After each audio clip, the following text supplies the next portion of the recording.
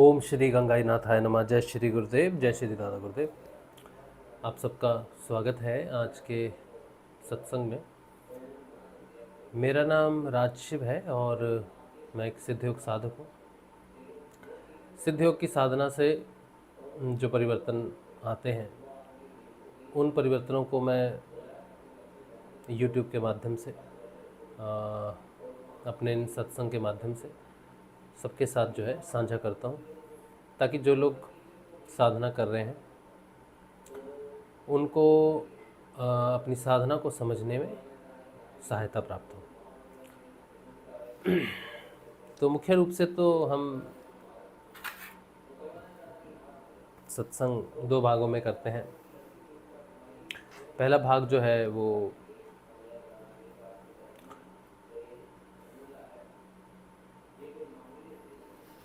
स्वयं के परिवर्तनों के साथ है जो जीवन में घटित होता है, और दूसरा भाग जो है वो अध्ययन का रहता है। अध्ययन का मतलब ये दोनों ही अध्ययन है, पहला भी अध्ययन है, दूसरा भी अध्ययन है। पहला भी स्व अध्ययन है, दूसरा भी स्व अध्ययन है। पहला अध्ययन है हमारे स्वयं का, जीवन में हम किस रूप में है उसे देखते हैं। साक्षी होने का जो भाव आ जाता है साधक में, वो साक्षी होने से हम देखते हैं स्वयं को। और दूसरे भाग में जब हम पुस्तक का कोई अध्ययन करते हैं तो पुस्तकों में जो पुस्तकें हैं वो पुस्तकें योग की पुस्तकें हैं। योग द्वारा जो पुस्तकें प्रकट हुई उन पुस्तकों का हम अध्ययन करते हैं, और वो भी आत्मा के विषय में या फिर ब्रह्म के विषय में बात करती है।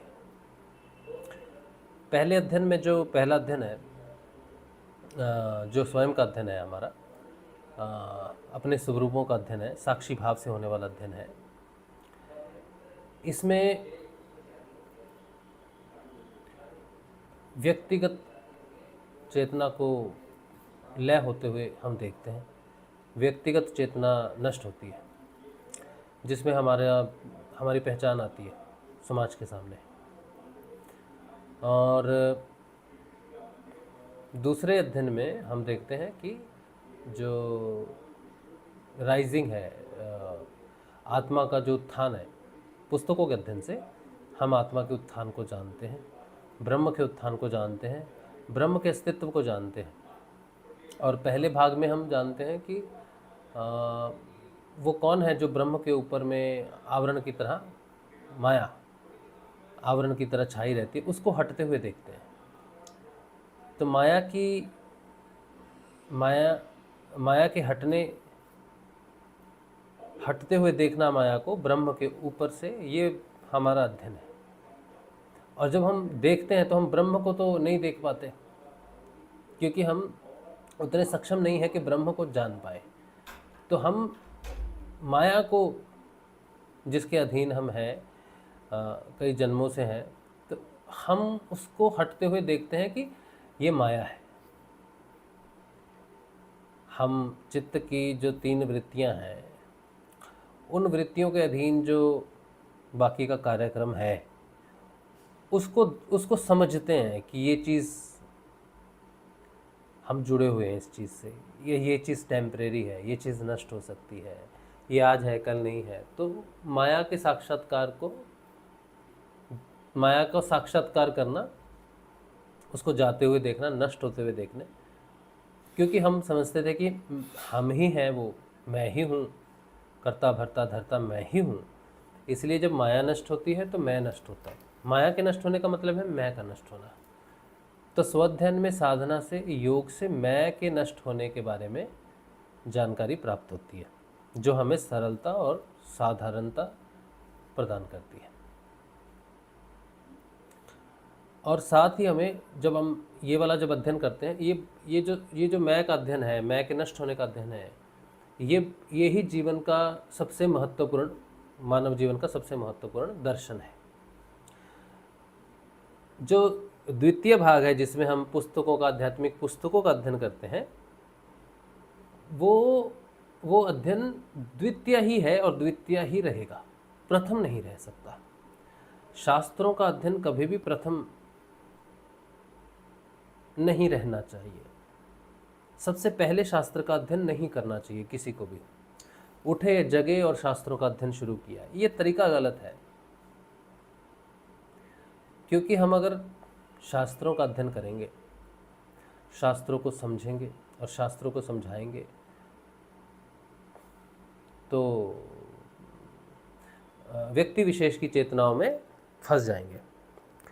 ऐसी ही एक कम्युनिटी है, एक नहीं है, कई है, बहुत सारी कम्युनिटीज़ हैं जो फंस गई हैं बुरी तरह से।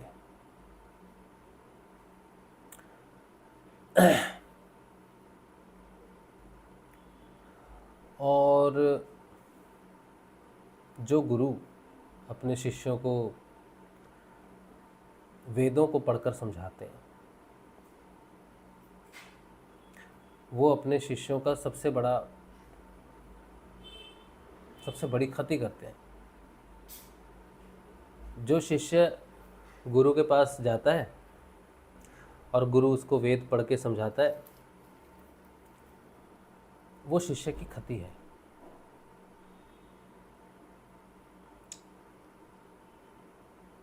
फिर शिष्य हमेशा यही कहता है कि हमारे गुरुजी ने इन वेदों का अध्ययन किया है और हमारे गुरुजी ने वेदों का अध्ययन कर कर उसका सही मर्म जाना है और उसका सही अर्थ जाना है, और वो ही हैं जो वेदों को पढ़कर उनका मर्म जानकर उनका ज्ञान प्राप्त करके सत्संग करते हुए हमें ज्ञान दे रहे हैं। ये अंधकार है। इसमें शिष्य की नौका जो है वो डूबेगी ही डूबेगी।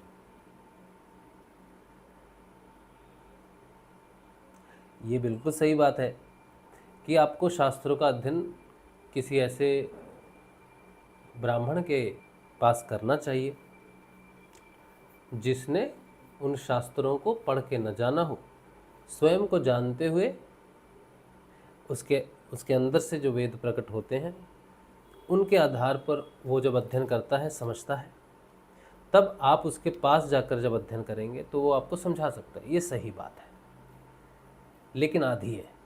सही है लेकिन आधी बात है। ऐसा करेंगे तो जीवन भर लंगड़े रहेंगे, दो पैर पे कभी भी नहीं चल पाएंगे, अपाहिज रहेंगे, पंगु रहेंगे। क्योंकि आपने वेदों का अध्ययन किया और एक ब्राह्मण के पास जाके किया, एक ऐसे गुरु के पास जाके किया जो ब्राह्मण है, जात से नहीं, आत्म रूप से। लेकिन उसने सिर्फ आपको वेद पढ़ के समझा दिए, वेदांत का ज्ञान दे दिया, वेदों का ज्ञान दे दिया।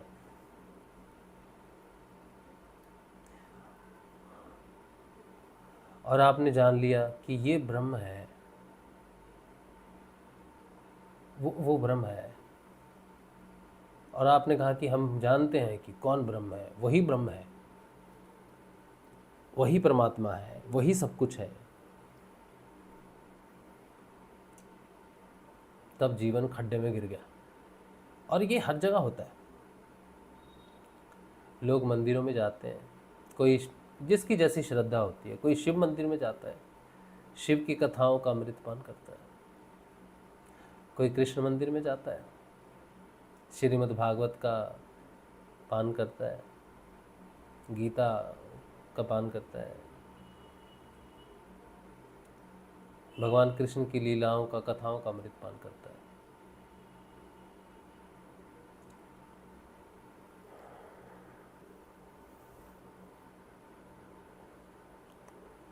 तो वो कृष्ण को मानता है, कृष्ण भगवान है, कृष्ण ब्रह्म है, क्योंकि कृष्ण कह रहे हैं कि मैं ही हूं, तुम नहीं हो। अगर आप शास्त्रों को पढ़ोगे, गीता को पढ़ोगे, तो कृष्ण भगवान नजर आएंगे आपको। आपके चैट मैसेजेस अगर चल रहे हैं तो बहुत अच्छी बात है, अगर नहीं चल रहे हैं तो कुछ किया नहीं जा सकता है, क्योंकि मुझे कोई मैसेज दिख नहीं रहा। हो सकता, क्योंकि हमने लेट भी शुरू किया है, हो सकता है कोई ना देख रहा हो। अगर है कोई तो चैट मैसेज बताएंगे, अपने मैसेज पे नंबर लिखेंगे 1 2 3, तो मुझे पता चलेगा कितने मैसेजेस आपके स्किप हो चुके हैं। ठीक है,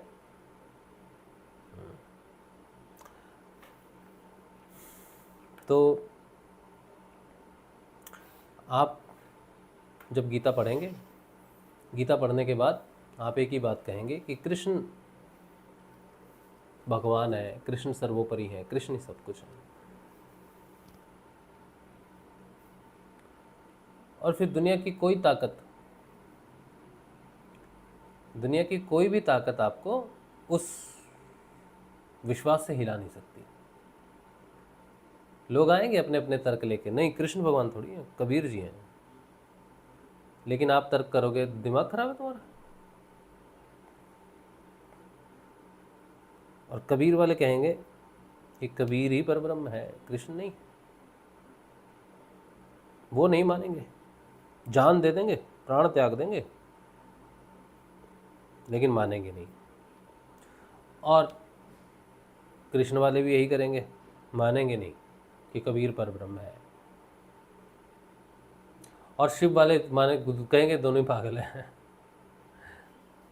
अब इस्कॉन वालों को कह दो एक बार कि 10 दिन ऐसा अनुष्ठान करो कि सिर्फ शिव को जपो, शिव के नाम को जपो, कृष्ण को मत जपो।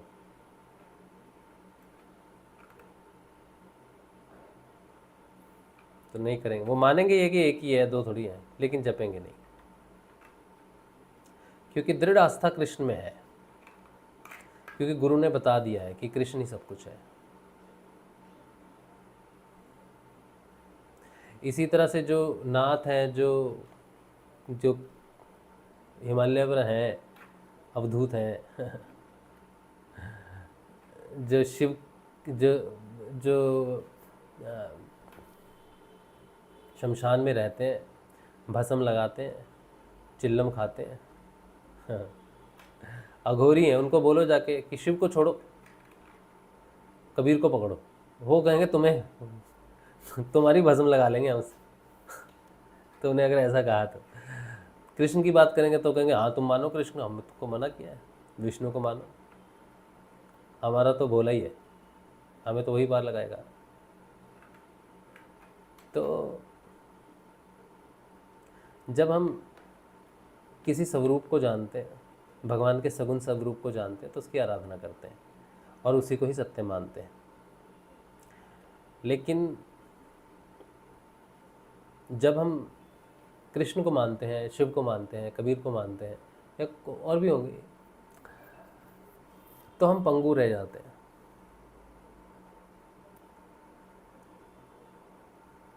जो गुरु व्यक्ति विशेष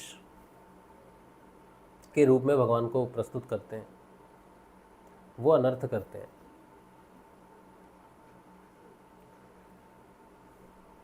वो अद्वैत की बात कभी भी नहीं कर सकते, वो दास रह जाएंगे हमेशा। कृष्ण को भजने वाले कृष्ण के दास रह जाएंगे।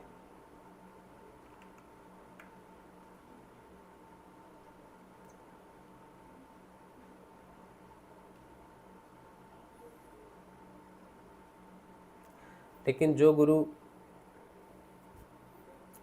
आपको शास्त्रोक्त ज्ञान नहीं देगा, शास्त्र पढ़ा के समझाएगा नहीं, शास्त्रों में क्या लिखा नहीं बताएगा। कृष्ण भगवान है, उसी की पूजा करो बोलेगा नहीं।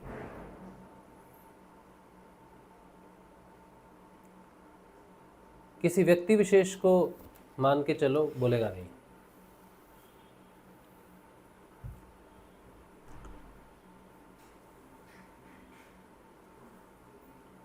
जो गुरु तुमको कहेगा कि हम तुमको क्यों बताएं, शिव है ना, कृष्ण है ना, कबीर है, क्यों बताएं हम तुमको, तुम खुद जानो, हम तुमको उठा देते हैं, तुम उठो और खुद समझो। हमें पता नहीं कुछ भी। हम तुम्हें उठा सकते हैं, जगा सकते हैं कि तुम खुद देख लो कौन है। और तुम्हें अगर उठना है, जागना है, तो फिर हमको नमस्कार करना होगा कि प्रभु जगा दो। हम अपनी इच्छा से तुम्हें नहीं जगाएंगे। तुम अगर खुद जानना चाहते हो तो सब छोड़ के मेरे पास आ जाओ और मुझे कहो कि जगा दो। तुम अगर सच में जागना चाहते हो तो हम तुमको जगाएंगे। जागने के बाद तुम्हें जो दिखेगा तुम उसे ही सत्य मानना। मैं जगा तो मैंने उसे सत्य माना, ऐसे माना। तुम जगो,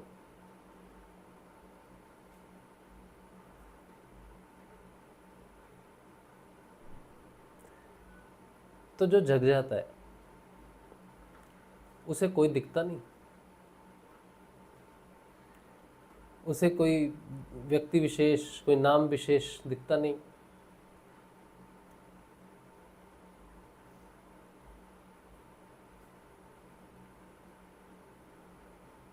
उसे वो तो स्वयं को देखना शुरू कर देता है।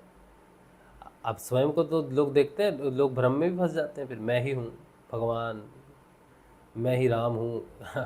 एक है, अभी देख रहा होगा, राम देख रहा है। हाँ? उसने कहा मुझसे मैं ही राम हूँ। ये भ्रम भी है।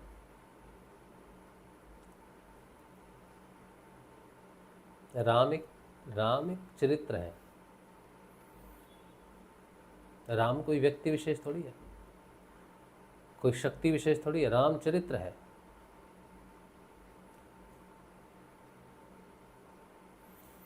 तो वो जो चरित्र है वो सिर्फ तुम्हारे पास है। तुम राम हो अकेले, ये तुम्हारा भ्रम है। इस संसार में जितने भी लोग हैं उन सब के पास वो वही चरित्र है जो राम के पास था। जो श्री राम थे वो सब हैं, सब हो सकते हैं, सब श्री राम हो सकते हैं, क्योंकि वो पुरुषों में उत्तम है। पुरुषों में उत्तम है। तो कोई भी पुरुष अपनी उत्तम स्थिति को प्राप्त कर सकता है, उत्तम चरित्र को प्राप्त कर सकता है, अपने सत्य को प्राप्त कर सकता है, अपनी आत्मा को प्राप्त कर सकता है। और आत्मा ही राम है। तो जो आत्मा हो जाएगा वो राम हो जाएगा। और उसमें अहंकार की क्या बात है कि मैं राम हूँ। तुम राम नहीं हो सकते, कोई भी राम नहीं हो सकता। केवल आत्मा ही राम हो सकती है। वो आत्मा जो पूर्ण रूप से अपने रूप में स्थित है, जिसके जो मनुष्य शरीर में होके भी परमात्मा के साथ जिसका भेद नहीं है, जो आत्मा और परमात्मा के भेद को मिटा चुका है, वो राम है। तो श्रीमद्भागवत में आता है कि आत्मा और परमात्मा में क्या भेद है। तो कहते हैं अंतकरण का भेद है। जिसका अंतकरण शुद्ध हो गया है वो परमात्मा है। आत्मा और परमात्मा में यही अंतर है। दो नहीं है, एक ही है। बस एक पर अंतकरण की छाया रहती है, वो हट जाए तो वो अपने परमात्मा स्वरूप में आ जाती है। यही बात भगवान श्री हरि ने गीता में भी कही है। कर्ता भर्ता अनुमंता, है ना, 13वें अध्याय के किसी श्लोक में कहा है। कौन सा श्लोक? चौथा श्लोक है।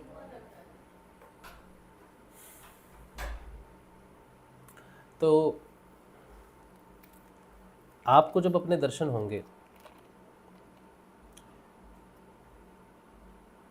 तो आपको पता चलेगा कि अगर आपको दर्शन हुए और आपको विशेषता लगी कि मैं तो विशेष हूँ, राम हूँ, तो मतलब कि आपको दर्शन हुए नहीं। आपको जब दर्शन होंगे और आपको लगेगा मैं तो कुछ भी नहीं हूँ, मेरे पास तो कोई विशेषता ही नहीं है,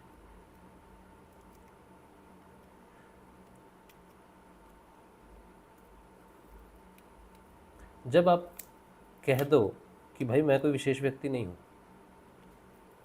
तो समझ लो कि जो अविशेष है वो आत्मा है। विशेषता सिर्फ माया में है। आत्मा तो निर्गुण है, गुण ही नहीं है उसका कोई। और विशेषता तो एक गुण है ना। तो जिसका कोई गुण ही नहीं है तो हम क्या कहेंगे उसको, ये तो अगुणी है। अवगुणी भी नहीं। अवगुणी का मतलब होता है जिसके गुण खराब हों। खराब गुणों वाला अवगुणी कहलाता है। और जो जिसके गुण अच्छे हो वो गुणवान कहलाता है। तो जिसके गुण ही ना हो वो अगुणी है, जिसकी विशेषता ही ना हो वो अवशेष है। और इस बात की उदाहरण आपको मिलेगी। आपके जो गुरुदेव हैं, गुरुदेव श्री रामलाल जी स्याग हैं ना, वो जब दीक्षा देते थे तो वो कहते थे भाई मुझे आपने ऊपर बिठा दिया है दीक्षा लेने के लिए, तो मैं ऊपर बैठ गया, आप नीचे बैठे हो। तो इसका मतलब ये थोड़ी है कि मैं विशेष हूँ, मैं व्यक्ति रूप से विशेष हूँ आपसे, मेरे पास कुछ अलग चीज़ है। ऐसा तो है नहीं कि मैं ऊपर बैठा हूँ, मैं विशेष हूँ इसलिए ऊपर बैठा हूँ। नहीं, ये तो मर्यादा है कि गुरु के पास जाते हैं तो नीचे बैठ के उससे लेते हैं जो भी लेना है। लेकिन मूल रूप से आप में और मुझ में कोई अंतर नहीं है, मेरे में कोई विशेषता नहीं है। ये गुरुदेव रामलाल जी स्याग के शब्द हैं कि मुझ में और आप में कोई अंतर नहीं है, कोई विशेषता नहीं है। जैसे आप वैसे मैं, बस मेरे पर गुरु कृपा हो गई, आप पर भी हो सकती है। जो मैंने पाया वो आप भी पा सकते हो। तो मुझे कृष्ण की प्राप्ति हो गई, मुझे कृष्ण की सिद्धि हो गई, या मेरा रूपांतरण हो गया दिव्यता में, आपका भी हो सकता है। तो मैंने स्वयं को देख लिया, मैंने स्वयं के अंदर ही प्रकाश देख लिया, मैं ही हूँ, मुझे ही है, मेरी फोटो से योग हो रहा है, मैं आपको योग दे सकता हूँ, मैं समर्थ हो गया। और ईश्वर ही तो है जो समर्थ है। परमात्मा क्या है? समर्थ, जो समर्थ है, सब कुछ कर सकता है, वो परमात्मा है। तो जो सामर्थ्य मुझ में आ गई वो तुम में आ गई, तो तुम भी परमात्मा। तो तुम जानो, क्योंकि सोचो कृष्ण है और उसका कोई दास है, तो दो है, कृष्ण के अलावा भी किसी की एग्जिस्टेंस है। शिव है और शिव का भक्त है, तो भी शिव के अलावा तुम्हारी एग्जिस्टेंस मानी जाएगी कि तुम भी हो भाई। तुम शिव के सामने चाहे छोटे से ही कंकड़ी हो, लेकिन तुम्हारी बोला जाएगा कि तुम हो। और तुम्हें इसमें अगर सुख मिलता है कि एक शिव है एक मैं हूं, तो बहुत अच्छी बात है फिर तो। लेकिन अगर तुम्हें इस बात में ज़्यादा खुशी मिलती है कि शिव ही है, तब तुम्हें भक्त होने का दर्जा गंवाना पड़ेगा। क्योंकि या तो तुम भक्त हो सकते हो, या फिर तुम स्वयं भगवान हो सकते हो, शिव हो सकते हो।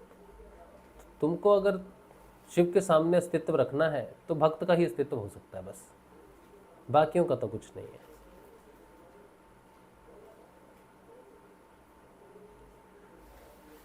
लेकिन अगर सिर्फ शिव ही रह जाए ऐसा चाहते तो भक्त का भी हो जाएगा। फिर एक स्थिति,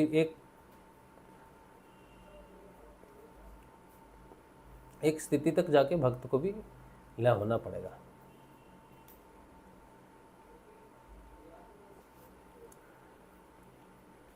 भागवत में कई जगहों पर बड़ा विशेष वर्णन आता है कि हमें उस लोक में नहीं जाना जिस लोक में भगवान की भक्ति नहीं है, भगवान का गुणगान नहीं है, भगवान के कीर्तन नहीं है।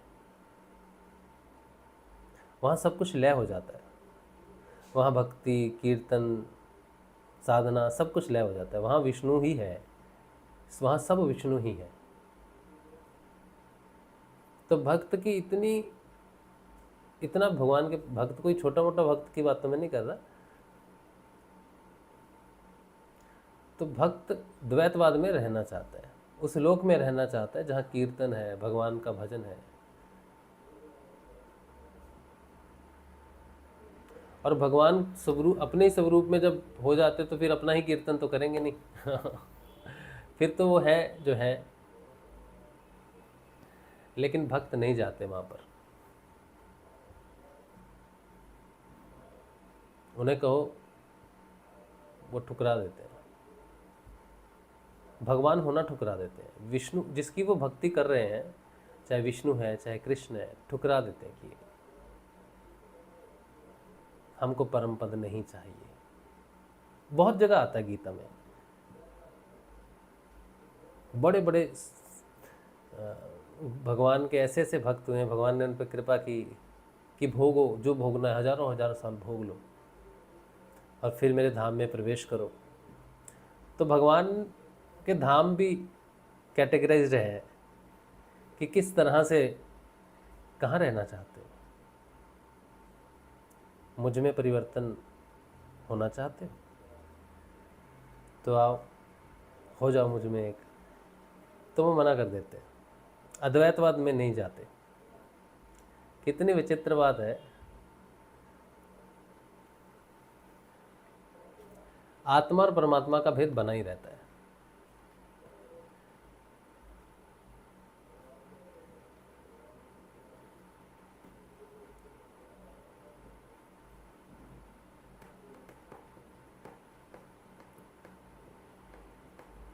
और जहाँ द्वैतवाद है वहाँ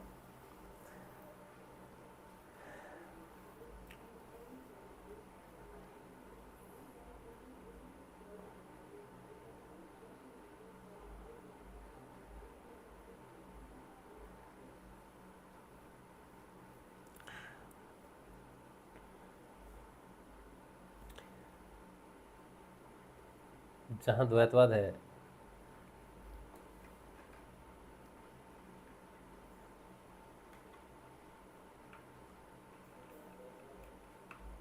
वहाँ योग पूर्ण नहीं हो सकता। भक्ति योग तक है, साधन है, कीर्तन एक साधन है। वो अपने लक्ष्य को प्राप्त कर चुका है, भक्ति करते करते अपने लक्ष्य को प्राप्त कर लिया। भगवान कहते हो गया काम, फिनिश, मैं आ गया। लेकिन फिर भी वो ख़त्म नहीं करना चाहता उस चीज़ को, अनंत काल तक कहता मैं करता रहूँगा। मेरी अभिलाषा ही नहीं थी, मेरी अभिलाषा सिर्फ आपका भजन है। मैं सिर्फ भजन करना चाहता हूँ, मैं सिर्फ कीर्तन करना चाहता हूँ। तो अस्तित्व बना रहेगा, अस्तित्व हमेशा बना रहेगा। हम बहुत सारे भक्तों को जानते हैं, लेकिन बहुत सारों को जानते भी नहीं। आप ध्रुव को जानते हो, मीरा को जानते हो, नरसी को जानते हो, तुकाराम को जानते हो, तुलसीदास को जानते हो। और जब तक संसार रहेगा तब तक इनका नाम रहेगा। ध्रुव हमेशा आकाश में रहेंगे और ध्रुव को ध्रुव के नाम से ही जाना जाएगा। लेकिन ये वो है जो जाने जाते हैं। लेकिन संभव है कि ऐसे भी हैं जिन्हें हम नहीं जानते और ना ही कभी जान पाएंगे। उनके व्यक्तिगत रूप में कभी उन्हें जान ही नहीं पाएंगे, क्योंकि वो लय हो गए। तो जब कोई विष्णु को जानता है, कोई कृष्ण को जानता है, कोई शिव को जानता है, तो वो भी उसको भी जाना जाता है, लेकिन उसकी अलग स्थिति नहीं है। जैसे ध्रुव की है, नरसी की है, तुकाराम की है, मीरा की है, अन्य साधकों की है। उनको कोई नहीं जानता।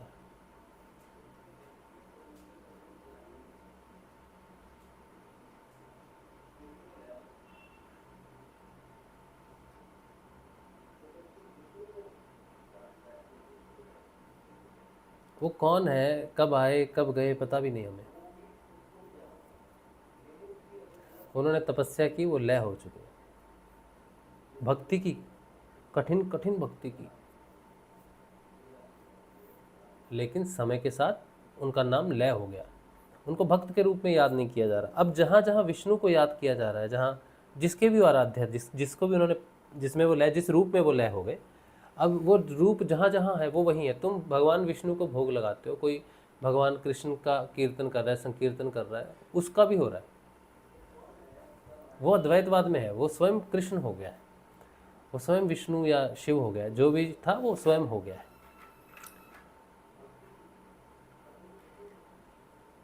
तो इसमें भी आनंद है। ऐसा नहीं कि सिर्फ भक्त कहता है कि नहीं हमें तो करोड़ों वर्षों भक्ति करनी है, तो ऐसे भी हुए जिन्होंने कहा कि नहीं, हमें अपनी अलग सत्ता नहीं चाहिए, हम सिर्फ आपका कीर्तन होते हुए सुनना चाहते हैं, करना नहीं चाहते। अब जो करेगा उसमें भी हम ही होंगे, जहाँ आप हो वहाँ तो हम हैं ही। तो भक्त कोई अपनी क्षमता से तो कर नहीं रहा, उसको भक्ति करने की क्षमता भी तो आप ही दे रहे हो, तो वहाँ भी आप ही हो जो भक्ति कर रहे हो, और जो भक्ति हो रही वहाँ भी आप हो, तो हम आप में लय हो जाएंगे। तो भक्त के माध्यम से हम भक्ति भी करेंगे, और आप में लय हो जाने के माध्यम से हमें कोई जानेगा भी नहीं, हमारा कोई अस्तित्व भी नहीं है, जो हम चाहते नहीं कि हमारा व्यक्तिगत कोई अस्तित्व हो।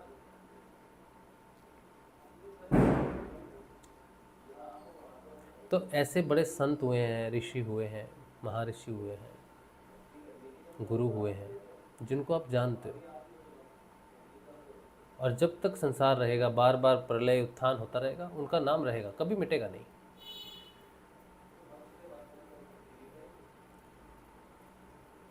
और हम में से कुछ लोगों का नाम मिट जाएगा। ये चयन आपका है कि आपका नाम मिट जाए या आपको एक स्थान मिले ब्रह्मांड में, कि जब जब ब्रह्मांड की उत्पत्ति हो आप प्रकट हो जाए।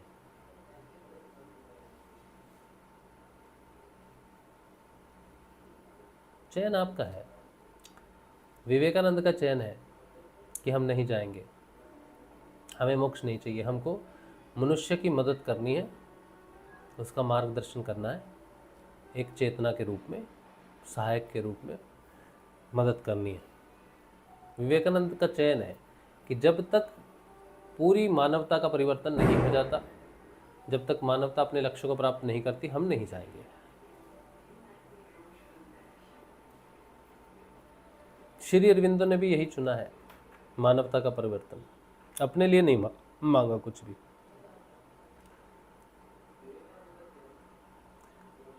गुरु भगवान का मुझे थोड़ा अलग लगता है। वो कहते हैं कि हमको तो नीचे बुलाया गया, खींचा गया, अब मेरी तस्वीर रहेगी, मेरी तस्वीर से ही तुम्हारा काम हो जाएगा।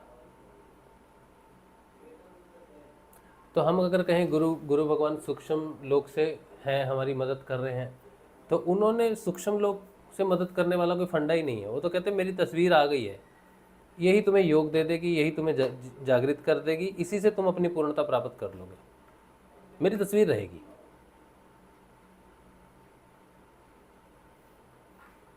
गुरुदेव ने ऐसा नहीं कहा कि हम मोक्ष चुनेंगे। गुरुदेव तो कहते हैं मैं तो डिसेंडेंट हूँ, मैं असेंडेंट नहीं हूँ। मैंने तपस्या करके कोई पद प्राप्त किया हो, उस पद को ठुकरा दिया हो कि नहीं मुझे मानवता की मदद करनी है, ऐसा नहीं है।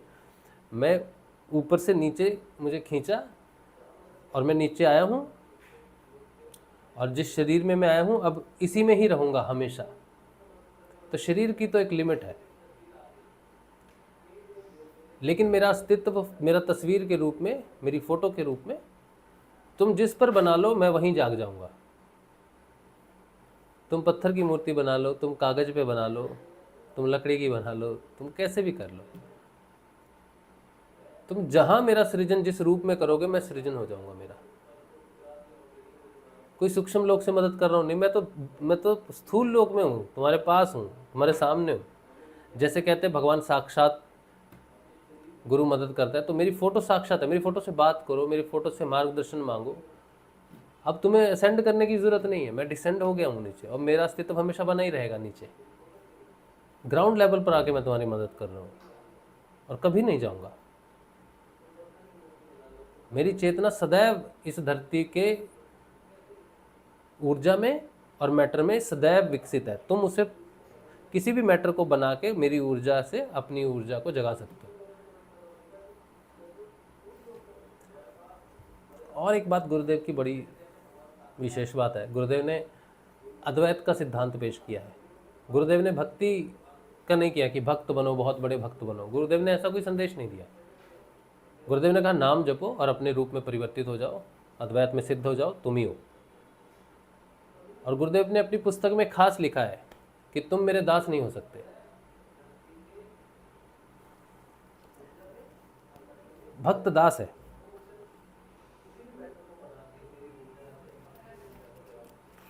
गुरुदेव ने कहा है मैं वो दास्ता हटाने आया हूँ, वो द्वैतवाद में मिटाने आया हूँ।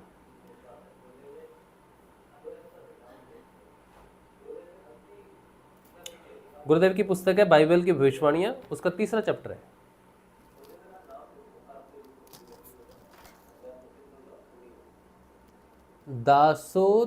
दासो हम का दा नष्ट होना,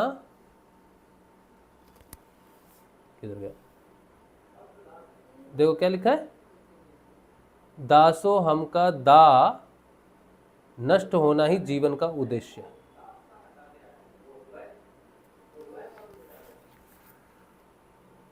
तो आप देखो इस्कॉन की फिलॉसफी है, मैं इस्कॉन का विरोधी नहीं हूँ, बस मैं आपको अपनी फिलॉसफी, हमारी फिलॉसफी से रूबरू करवाना चाहता हूँ कि आप समझो कि कैसे हमारी धारा अद्वैत की धारा है। तो जितने भी इस्कॉन में जितने भी साधक होते हैं, सारे भक्त बहुत अच्छे अच्छे भक्त, लेकिन सबके साथ दास लगता है, सबके साथ। और गुरु भगवान ने कहा है कि मैं ये दासो हम उस सोहम के दास हैं। तो गुरुदेव कहते ये दा हटा दो, सोहम को प्रस्तुत करो।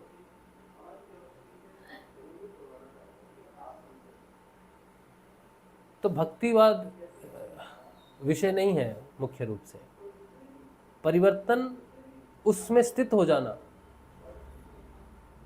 लय हो जाना उद्देश्य है इस साधना का।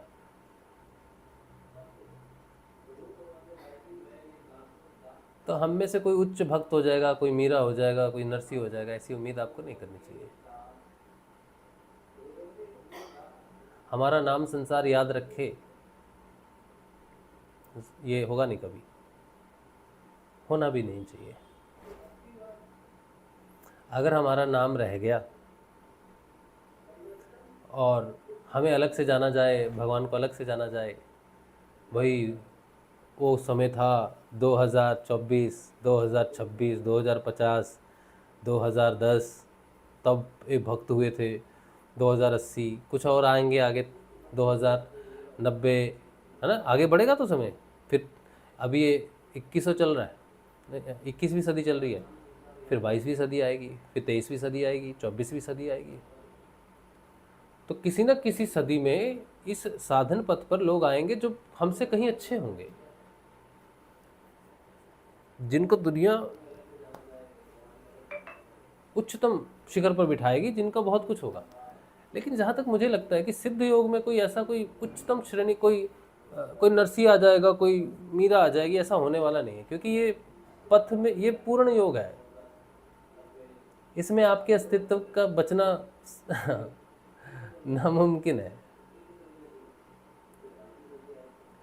इस्कॉन वालों में से किसी का, जैसे श्रीला प्रभुपाद है, उनका कोई शिष्य डेवलप हो जाए, बहुत अच्छा हो जाए, उसका नाम रह सकता है। अन्य मार्गों में नाम रह सकता है, सिद्ध योग में कोई रहेगा तो गुरु की तस्वीर रह जाएगी बस। गुरुदेव रामलाल जी स्याग के सिवाय मुझे नहीं लगता कि कोई शिष्य बचेगा। व्यक्तिगत रूप से भूल जाए, ये मिटा दिया जाएगा, नाम मिट जाएगा तो मतलब हमारा योग पूर्ण हो गया और हमने अपने उद्देश्य को प्राप्त कर लिया। गुरुदेव जी ने बड़ी स्पष्ट रूप से अपनी तस्वीर के माध्यम से जवाब दिया है। गुरु जी की तस्वीर और दादा गुरुदेव की तस्वीर एक साथ रहती है। और गुरुदेव ने कहा है कि मुझ में और मेरे गुरु में कोई अंतर नहीं है, किसी का भी ध्यान कर लो। तो बहुत सारे लोग गुरुदेव का ध्यान करते हैं तो दादा गुरुदेव दिख जाते हैं। बहुत सारी महिलाएं, खास करके बहुत सारी महिलाएं ऐसी हैं जिनका ध्यान दादा गुरुदेव पर ही लगता है। महिला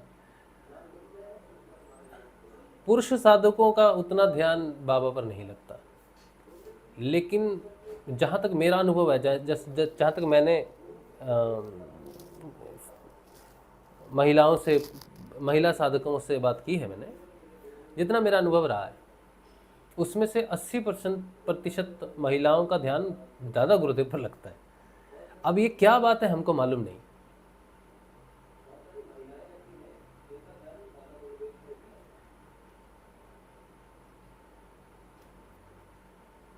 ध्यान गुरुदेव का फल उनको वही मिलेगा, ऐसा नहीं है कि कुछ अलग साधना है। हम भी वही गुरुदेव के शिष्य हैं, वो भी गुरुदेव की शिष्य है, लेकिन बड़ी कमाल की बात है कि मेरा ध्यान कभी दादा पर लगा ही नहीं। मैं कई बार ध्यान में होता हूँ तो कई बार दादा गुरुदेव की तस्वीरों को मैं लाता हूँ अपने आज्ञा चक्कर पर। दादा गुरुदेव मुझे जामसर में, वैसे मैं क्रिएट करता हूँ, दिखते हैं ऐसा नहीं मैं बोल रहा, मैं देखता हूँ कि दादा गुरुदेव जामसर में रहे होंगे, उस धरती पर चल रहे होंगे, वो बैठ रहे होंगे, पेड़ के नीचे होंगे, इधर उधर देख रहे होंगे, ऐसा हम बाबा को सोचते हैं कभी कभी, लेकिन हम ज़्यादा देर नहीं टिक पाते उन पर।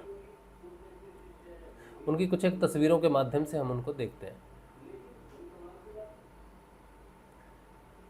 मेरा 99% मेरा ध्यान गुरुजी पर ही रहता है।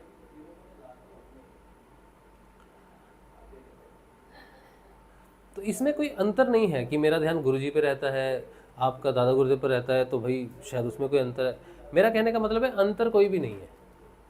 तो गुरुजी ने वो अंतर अपने गुरु में पूर्ण रूप से परिवर्तित होकर वो अंतर नष्ट कर दिया कि गुरु और शिष्य में अंतर होता है कोई। आप और जितनी भी परंपराएं हैं वहाँ पर गुरु और शिष्य का भेद कभी भी नष्ट नहीं होता।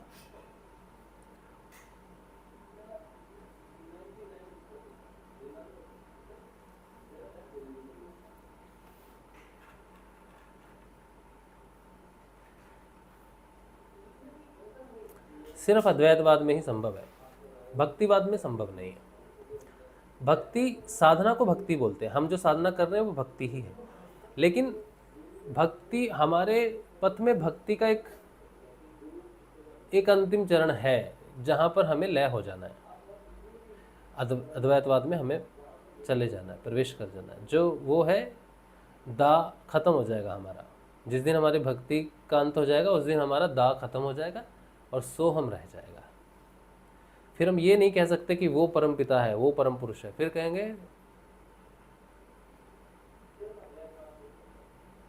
है, हमने उसको जाना है, परस्पर साक्षात्कार किया है उसका। जैसे तुम मुझे देख रहे हो, मैंने उसे देखा है, और जितने करीब से तुम मुझे देख रहे हो उससे कहीं ज़्यादा करीब से, जितना करीब आप फिजिकली आ सकते हो उससे भी कहीं करीब मैंने उसे देखा है। बस ये समझ लो कि हम ही हैं। ऐसा कह सकते हैं, मैं नहीं कह रहा ये, मतलब ये एक दिशा होनी होगी जहाँ पर आप कह सकते हो कि हमने जान लिया उसको, भौतिक रूप में हमने उसको जान लिया। किसी ने पूछा कि क्या भौतिक रूप में सामने आके बात हो सकती है, तो वो भी तो द्वैत ही है ना। हमारा सिद्धांत द्वैत का तो है नहीं। या आपके सामने गुरुजी प्रकट हो गए, आप उनसे बातें कर रहे हो और ये बहुत बड़ी उपलब्धि होगी, तो ये कोई उपलब्धि नहीं। हमारे योग में ये कोई उपलब्धि नहीं है कि गुरुदेव सामने आ गए और आप उनसे बातें कर रहे हो। ये द्वैतवाद है कि गुरुजी अलग है, तुम अलग हो। हमारा सिद्धांत ये है ही नहीं, हमारा अंतिम लक्ष्य है ही नहीं कि गुरु और मैं अलग अलग बात करें। गुरुदेव ने एक बार कहा कि बाबा श्री गंगाईनाथ जी ने हमको दीक्षा दी जुलाई के आसपास, 1983 में, जून जुलाई के आसपास शायद गुरु भगवान की दीक्षा हुई। बाबा गुरुदेव दादा गुरुदेव से मिले होंगे, जुलाई अगस्त का समय होगा, वही कुछ समय था। और 1983 को ही 31 दिसंबर को, 84 लगने नहीं दिया दादा गुरुदेव ने, लगा तो 1983 दिसंबर आखिरी दिन था 1983 का, 31 दिसंबर सुबह 5:10 या 20 मिनट के आसपास शायद, ऐसे कुछ समय था। बाबा ने अपना शरीर छोड़ दिया सुबह सुबह। जिस समय बाबा ने अपना शरीर छोड़ा उस समय हिंदुकुश पर्वत में, वो जो नेपाल और पाकिस्तान के उस तरफ भूकंप आया था हिमालय में। जिस समय बाबा ने अपना शरीर छोड़ा उस समय भूकंप आया था हिंदुकुश पर्वत पे, सेम टाइम पे।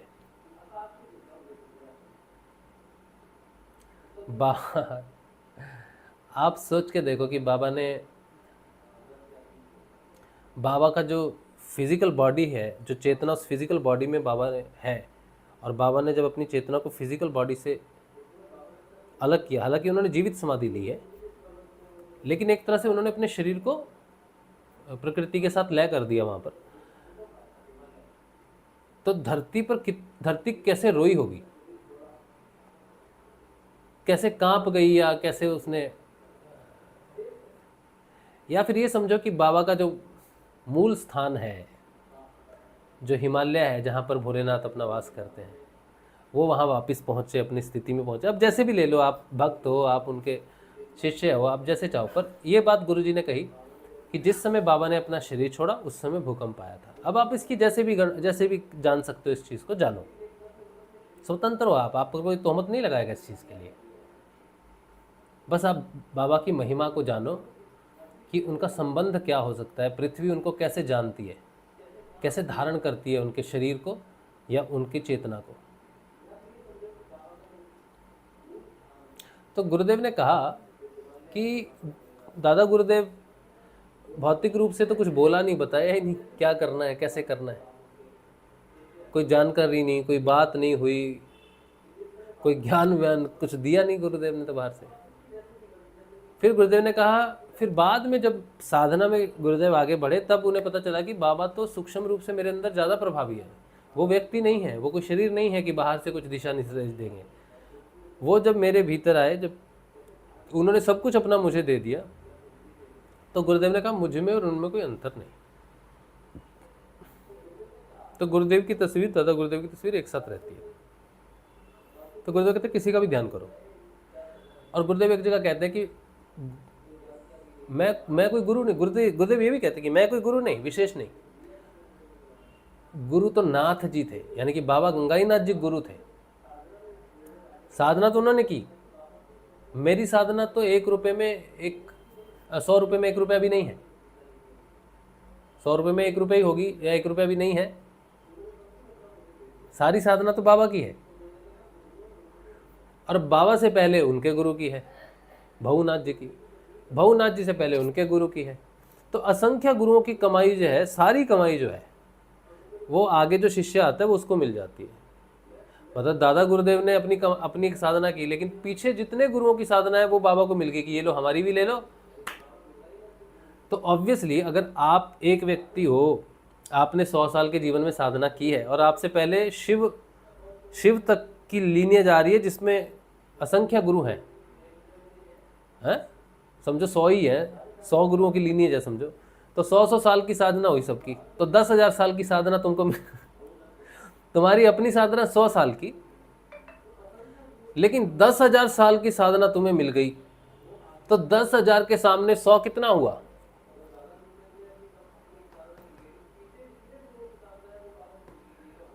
मैं तो ये अंदाजे से बोल रहा हूँ, इससे भी 100 साल तो साधना नहीं की। गुरुजी ने तो 1969 में 78 में शुरू, 1968 में शुरू की, एंड में 69 में शुरू हुआ उनका काम, 90 तक उन्होंने पूर्णता प्राप्त करके अपना काम शुरू कर दिया, प्राप्त करके।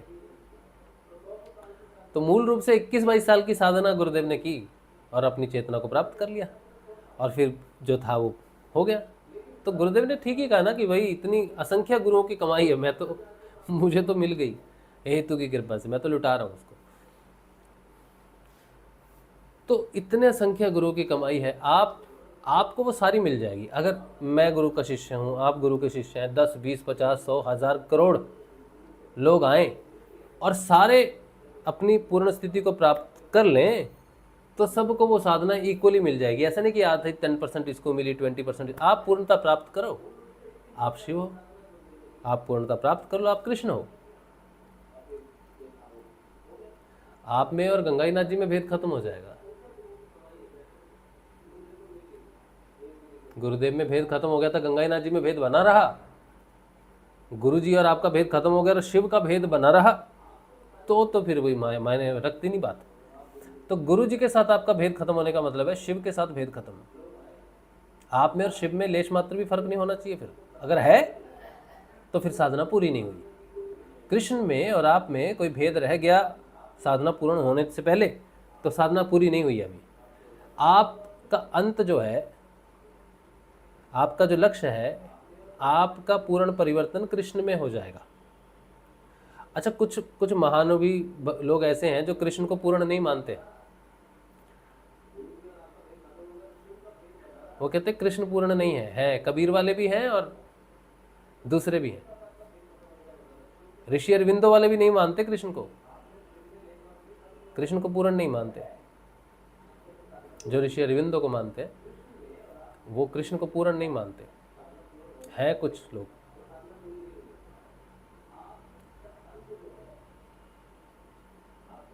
ऋषि अरविंदो को पूर्ण मानते हैं, कृष्ण को नहीं पूर्ण मानते।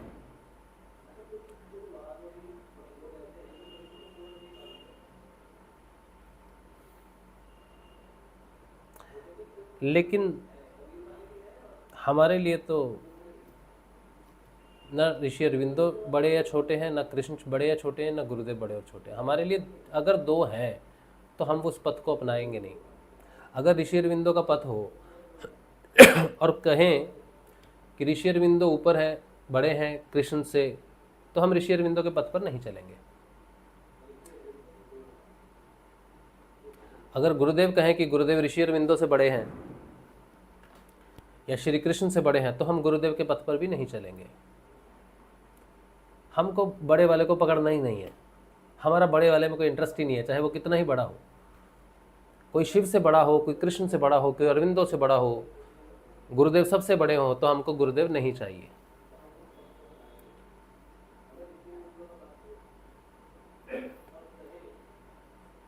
हमको बड़े वाले में इंटरेस्ट नहीं है, बड़ी चेतना में इंटरेस्ट नहीं है हमारा। हमें उस चेतना में इंटरेस्ट है जो किसी से भी बड़ी नहीं है, और वो ही है।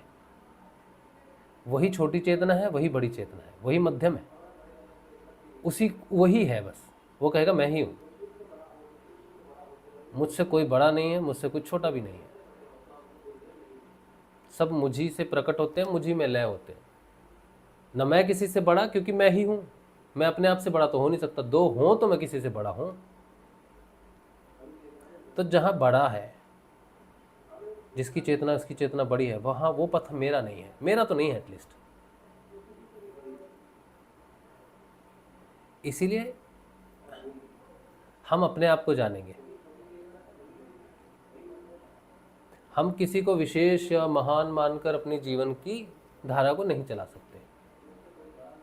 हमारी साधना में एक समय ऐसा आना चाहिए जहां पर गुरु जी के अनुसार भेद खत्म हो जाना चाहिए।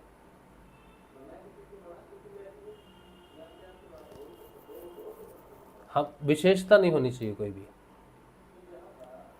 भेद नहीं होना चाहिए। बस जहां तक भेद है वहां तक हमारी साधना चलती रहेगी। एक चिड़िया बैठी है पेड़ की डाल पर, और हम उसकी दृष्टि से स्वयं को नहीं देख सकते, तो हमारी साधना पूरी नहीं हुई है। एक मल का कीड़ा है, लेटरिन में एक कीड़ा पड़ा हुआ है, उसकी दृष्टि से अगर हम अपने आप को नहीं देख सकते तो हमारी साधना पूरी नहीं हो सकती।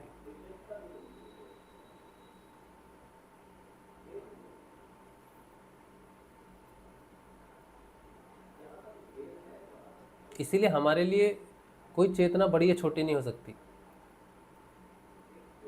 हमारे साधन के लिए, हमारी यात्रा के लिए हमको सिर्फ बड़ी चेतना को नहीं पकड़ना, हमें तो छोटी चेतना को भी जानना है, उसको भी स्वयं में लय करना है, उसमें हमको लय होना है। चाहे वो किसी भी योनि में है, किधर भी है, कितनी भी निम्न कोटि में है। भगवान श्री कृष्ण शिव है ना, तो शिव भगवान के ये जो दूत रहते हैं ना, ये भूत प्रेत पिशाच, किसी को कोई दिक्कत हो तो शिव है ना, तो शिव जो है, शिव जहां है वहां इनका कोई कष्ट नहीं है। तो शिव कैसे कंट्रोल करते हैं इनको, कैसे जानते हैं इनको? किसी भूत प्रेत पिशाच किन्नर या वो जो होते हैं, क्या बोलते हैं उनको, गंधर्व होते हैं और भी होते हैं, इन सब पर भगवान विजय पाकर बैठे हैं, इन सब से ऊपर है। मतलब इन सब की चेतना को जानते हैं कि उसके मन में क्या है, उसके उसके मन में क्या चल रहा है, कोई पिशाच है उसमें क्या चल रहा है उसके, वो भगवान जानते हैं। लेकिन कैसे जानते हैं? बाहर से तो जाना नहीं जा सकता किसी को। तो वो पिशाच के अंदर जो जो है, जो उसको उसके अस्तित्व को प्रकट कर रहा है, वो शिव है, कृष्ण है। तो तुम सिर्फ महान योनियों में प्रकट होकर महान सिद्धों के रूप में दुनिया को नहीं देख सकते। अगर तुम्हें सच में जानना है कि तुम कौन हो, तो तुमको हर किसी योनि में प्रस्तुत होके होने की क्षमता जो तुम्हें प्राप्त हो, या तुम्हें जो उस चेतना का, वो चेतना तुम्हें प्राप्त हो जिसमें वो सब में हो, उसी की गति शुरू हुई है हजारों साल पहले, और उसी की गति जो है गुरुदेव के रूप में पूर्णता बदल रही है। समय के हिसाब से धीरे धीरे धीरे उन्होंने अपने रूप को डेवलप करते हुए अपने आप को इस रूप में प्रस्तुत किया। बाकी जितने भी आए बीच में, उन्होंने साधना को संभाल के समय के अनुसार ऊपर बढ़ाया है। तो कृष्ण पहले आ गए, गुरुदेव बाद में आ गए। गुरुदेव परिवर्तन कर रहे हैं जो कृष्ण ने नहीं किया, लेकिन गुरुदेव आज परिवर्तन कर रहे हैं सब में। तो गुरुदेव महान हो गए, कृष्ण छोटा हो गया, ऐसी नहीं है। उस समय कृष्ण आए, कृष्ण ने जितना उठाना था उठाया। उसके बाद श्री रामकृष्ण परमहंस आए, उन्होंने समय के अनुसार जितना उठाना था उठाया। फिर विवेकानंद आए, विवेकानंद, फिर अरविंदो, उन्होंने जितना उठाना था उतना उठाया, और फिर गुरुदेव को कहा आगे का काम आप करो। तो एक रिले रेस होती है। रिले रेस में क्या करते हैं कि 400 मीटर की रेस है, तो उसमें 4 लोग भागते हैं। तो उनके हाथ में एक वो रहता है, एक स्टिक रहती है उनके हाथ में। तो पहले एक आदमी 100 मीटर भागता है, और आगे दूसरा व्यक्ति खड़ा रहता है, उसको वो रिले दे देता है। वो रिले लेके फिर दूसरा भागता है, फिर 100 मीटर के बाद एक और खड़ा रहता है, उसको देता है, फिर वो आगे देता है और वो भागता है। तो जब जीतता है जो, तो गोल्ड मेडल चारों को मिलता है।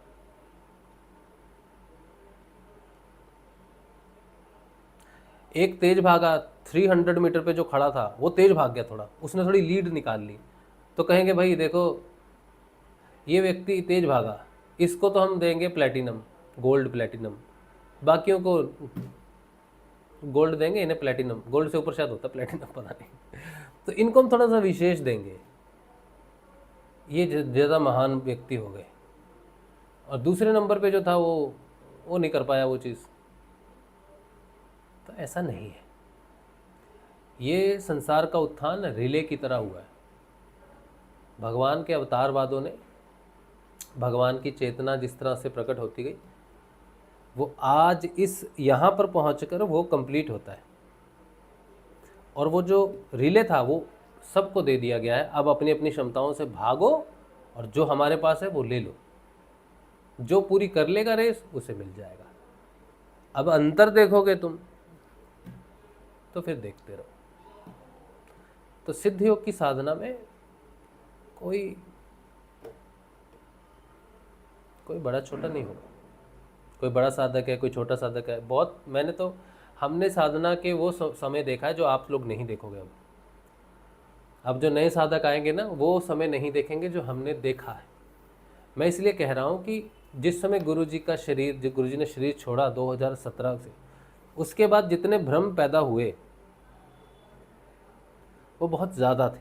अब वो भ्रम धीरे धीरे शांत हो जाएंगे, क्योंकि लोग अपने आप को पहचानेंगे, गलतियाँ करेंगे, गलतियों से सबक लेंगे और आगे नहीं करेंगे। तो गुरुजी के जाने के बाद एक लहर उठी कि ये बड़ा साधक है, ये पुराना साधक है, ये उच्च साधक है, ये यहाँ तक डेवलप है, इसको नाद सुनता है, इसको जपा है, इसको ध्यान लगता है। तो वो कैटेगराइज हो गया। लेकिन ये सब ठंडा हो जाएगा, ये सब ठंडा हो जाएगा, क्योंकि पता चल जाएगा कि जब तक साधक साधक है तब तक उसमें नालायकी भरी हुई है। वो भी पूरा नहीं हुआ। वो पुराना होने से कोई मतलब नहीं, वो कहीं से भी गिर सकता है। तो नए साधक को ये नहीं सोचना पड़ेगा कि यार ये पुराना है कुछ बता देगा। नहीं, जितने पुराने हैं ना, सोचो 2050 में 2060 70, चलो और भी लंबी उम्र ले लो, 100 साल बाद हम सब नष्ट हो जाते हैं, भ्रष्ट हो जाते हैं, और किसी को मालूम नहीं। गुरुदेव की तस्वीर है और गुरुदेव का माध्यम किसी को मिल गया कि ये मंत्र है, ये गुरुदेव है, तस्वीर है, कहीं लिखा हुआ ही मिल गया, कोई पर्चा मिल गया किसी को, और बाकी सब नष्ट हो गए। वो पर्चे को देख कर ध्यान करेगा, उसका काम हो जाएगा। न तुम्हारी ज़रूरत है, न मेरी ज़रूरत है, न पुराने की ज़रूरत है, न उच्च कोटि के साधक की ज़रूरत है, न किसी ज्ञानी की ज़रूरत है, किसी की ज़रूरत नहीं है, कोई विशेष नहीं है। हजारों साल बाद भी कोई नया साधक आएगा, उसको हमारी ज़रूरत नहीं है। हम अगर कुछ कर सकते हैं इतना कि हम अपने आप को संभालें और एक सही इमेज प्रस्तुत करें, इतना कर सकते हैं। लेकिन अगर हम गलत इमेज रखेंगे तो हमारा नष्ट होना निश्चित है। गुरुदेव नष्ट कर देंगे, 10 साल बाद कर देंगे, 20 साल बाद कर देंगे, 50, उनको थोड़ी फर्क पड़ता है यार। उनके लिए हजारों साल का लंबा समय है, हमारी क्या ही उम्र है। 100 150, चलो 200 जी लिए तुम।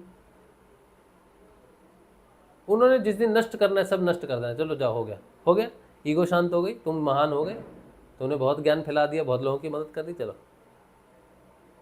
एक ही झटके में ये यूट्यूब सब आउटडेटेड हो जाएगा, सब सड़ जाएगा, सब खत्म हो जाएगा, कुछ भी नहीं है, वापस मोमबत्ती पे आ जाएंगे लोग।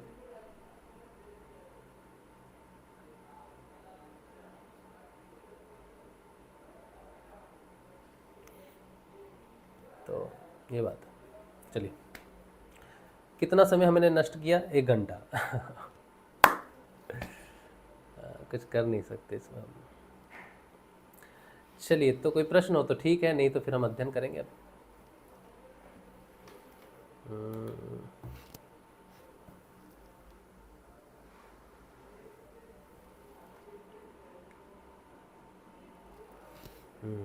चलो प्रश्न देखते हैं। आप सबको जय श्री गुरुदेव। संगीता शर्मा जी कह रही है, आप सही कह रहे हैं राजशिव भाई, जब भी मेरा ध्यान दादा गुरुदेव जी की आंखों पर जाता है तो मेरी आंखें बंद हो जाती हैं तुरंत। तो ये कोई नई बात नहीं है, तो ज़्यादातर होता है ऐसा। दादा गुरुदेव की आंखें जो है ना, और ज़्यादातर गुरु बहनों ने यही बात कही है कि दादा गुरुदेव की जो आंखें हैं ना वो हमें आकर्षित करती हैं। ये सभी ने यही कहा है कि दादा गुरुदेव की आंखें हमें बहुत आकर्षित करती हैं। लेकिन मुझे दादा गुरुदेव जी आकर्षित कर, मैं तो दादा गुरुदेव की आंखों में देख ही नहीं पाता। मैं बहुत बार तो मैं देखता हूँ दादा को, तो उनकी आंखें ऐसा लगता है कि हमें देख तो रहे हैं, तो लेकिन मैं दादा गुरुदेव की आंखों में ज़्यादा देर नहीं देख पाता, मुझे डर लगता है अभी भी। हाँ, गुरुदेव की आंखों में मैं देख लेता हूँ, गुरुदेव को देख लेता हूँ, गुरुदेव को अच्छे से निहार लेंगे, गुरु जी को पकड़ लेंगे, उनकी बाजू पकड़ लेंगे। वो उनकी एक कटआउट है मेरे पास, तो कटआउट में बाजू प्लास्टिक होता है ना, लकड़ी के ऊपर में बने रहते गुरुदेव। तो एक गुरु बहन ने वहाँ पे रहते हैं हमारे गुरु बहन दिल्ली में, उर्मिला जी और उमा जी, तो उन्होंने ये कटआउट्स बनाए थे तो दिए थे, तो गुरु जी को पकड़ लेते हैं। लेकिन दादा गुरुदेव की जो तस्वीर है ना तो उनका एक अलग ही ऑरा महसूस होता है कि दादा गुरुदेव के साथ हम वैसा बचकानी हरकत नहीं कर सकते। जैसे गुरुदेव को पकड़ लिया, चूम लिया, गुरुदेव को प्यार में गुरुदेव को चूम लिया, दादा गुरुदेव को चूमना संभव नहीं है।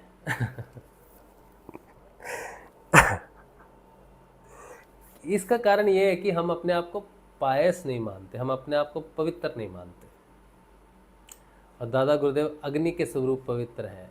गुरुदेव ग्रस्त में है, गुरुदेव पवित्र नहीं है ऐसा मैं नहीं कह रहा, लेकिन गुरुदेव ग्रस्त में रहे ना, तो हम भी ग्रस्त में हैं। तो गुरुदेव के साथ हमारा एक अलग से पिता के रूप में, जैसे पिता को पकड़ सकते हैं वैसे हैं। लेकिन दादा गुरुदेव भी पिता हैं, लेकिन दादा गुरुदेव का एक उनका ब्रह्मचर्य है, या फिर उनकी एक यह है कुछ। हालांकि मैंने दादा गुरुदेव को ध्यान में, दादा गुरुदेव के साथ फोटो के साथ हम चिपके रहे बहुत देर तक, ऐसा हुआ है। लेकिन जब हम होश में हैं तब हम जैसे टीचर के सामने शिष्य बैठा रहता है, कुछ नहीं कर सकता। एक गुरुदेव के सामने तो हम थोड़ा कर लेते हैं, गुरुदेव से थोड़ा मजाक कर लेंगे, गुरुदेव के थोड़ा सहला लेंगे, गुरुदेव को, गुरुदेव के हाथ पकड़ लेंगे, पैर पकड़ लेंगे। और जब, हाँ एक और बात है, गुरुदेव को जब मैंने ध्यान में देखा था,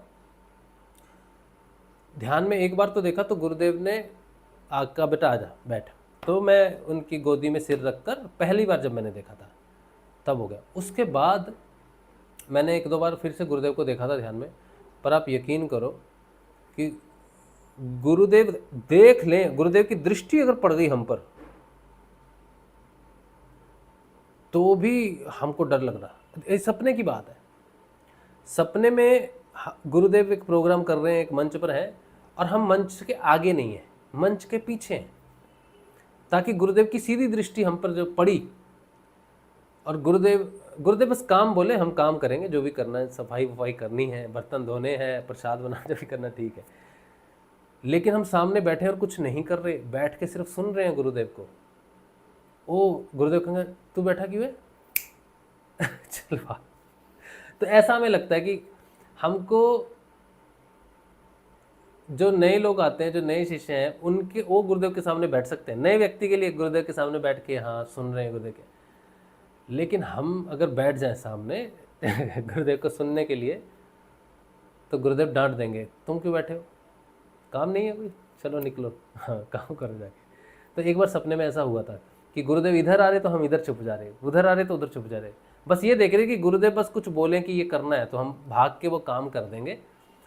लेकिन खड़े हुए गुरुदेव को कहीं ऐसे खड़े हैं, हाथ में हाथ, जेब में हाथ डाल के, या कहीं बैठे हैं आराम से, और गुरुदेव ने बैठे हुए या जेब में हाथ डाल के खड़े हुए देख लिया तो ऐसा लगता है कि बहुत डांटेंगे। रेस्ट करते हुए देख लिया कहीं तो बहुत डांटेंगे, ऐसा हमारा भाव। तो फिर उसके बाद हमको गुरुदेव से थोड़ा सा, जैसे दादा गुरुदेव, अब क्या ही बताएं, ये बात लंबी चौड़ी हो जा रही है एक्चुअली, पर ये भाव है, क्या करेंगे, ऐसा है।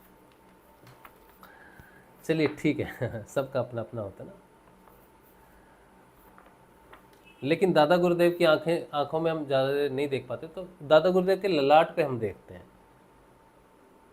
दादा गुरुदेव को अगर हमने देखना है तो हम गुरुदेव की आंखों पर कंसंट्रेट नहीं कर पाते, गुरुदेव के ललाट पे यहाँ पर देखते हैं, तब हम दादा गुरुदेव को देख सकते हैं, वहाँ हमारी नज़र टिक जाती है। लेकिन गुरुदेव को यहाँ देख लेंगे, गुरुदेव के सामने, दादा गुरुदेव के सामने नज़र में नज़र देख लेंगे, ऐसी हमारी क्षमता नहीं है, क्योंकि उनकी आंखें बहुत प्रभावी हैं, बहुत ज़्यादा प्रभावी हैं। आप जैसे अभी संगीता बहन ने लिखा कि आंख क्या लिखा उन्होंने, ध्यान दादा गुरुदेव की आंखों पर जाता है तो मेरी आंखें बंद हो जाती हैं तुरंत। मतलब आप दादा गुरुदेव की आंखों में बैठ के आंखें ऐसे देखो, आप देख लो, अगर उनको 10 सेकंड भी देख लो तो मैं तो आपको नमस्कार करता हूँ कि 10 सेकंड तक आपने दादा गुरुदेव की आंखों में आंखें डाल के देख ली और आपकी आंखें खुली हैं, जैसे संगीता बहन ने बोला ना, बंद हो गई।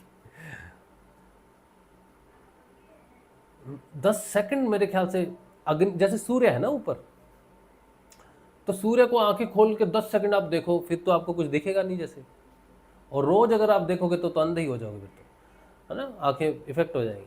तो दादा गुरुदेव की आंखों में देखना संभव नहीं है, मेरे लिए तो नहीं है, कोई हो महान व्यक्ति देख ले तो देख ले।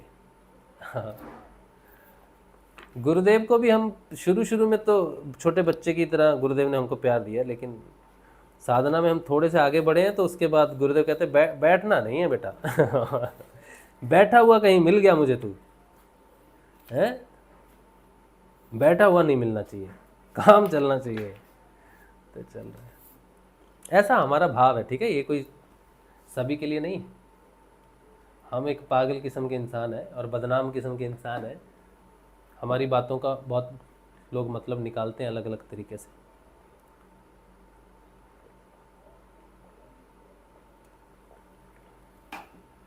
हमारी बातों को पसंद नहीं किया जाता, जो पसंद करते हैं वो तो करते हैं, लेकिन ज़्यादातर नहीं किया जाता। चलिए तो शुरू करें। हाँ, हम पढ़ रहे हैं श्री शुक सुधा सागर श्रीमद् भागवत पंचम स्कंध 21वां अध्याय। जय श्री गुरुदेव। सूर्य के रथ और उसकी गति का वर्णन आज पढ़ेंगे। श्री सुखदेव जी कहते हैं, राजन, परिमाण और लक्षणों के सहित इस भूमंडल का कुल इतना ही विस्तार है, सो हमने तुम्हें बता दिया। ठीक, इसी के अनुसार विद्वान लोग द्युलोक का भी परिमाण बताते हैं। द्युलोक पहले किसका बताया? भूमंडल का। आहा, क्या बात है। पहले जो विस्तार आया वो भूमंडल का है, अब द्युलोक का है। ठीक है, अब ये द्युलोक और भूमंडल का जो हम अर्थ समझ पा रहे हैं आज अपनी चेतना के जो भी आधार पर समझ पा रहे हैं, वो ये कि भूमंडल मणिपुर चक्र तक और द्युलोक इससे ऊपर का शुरू होगा।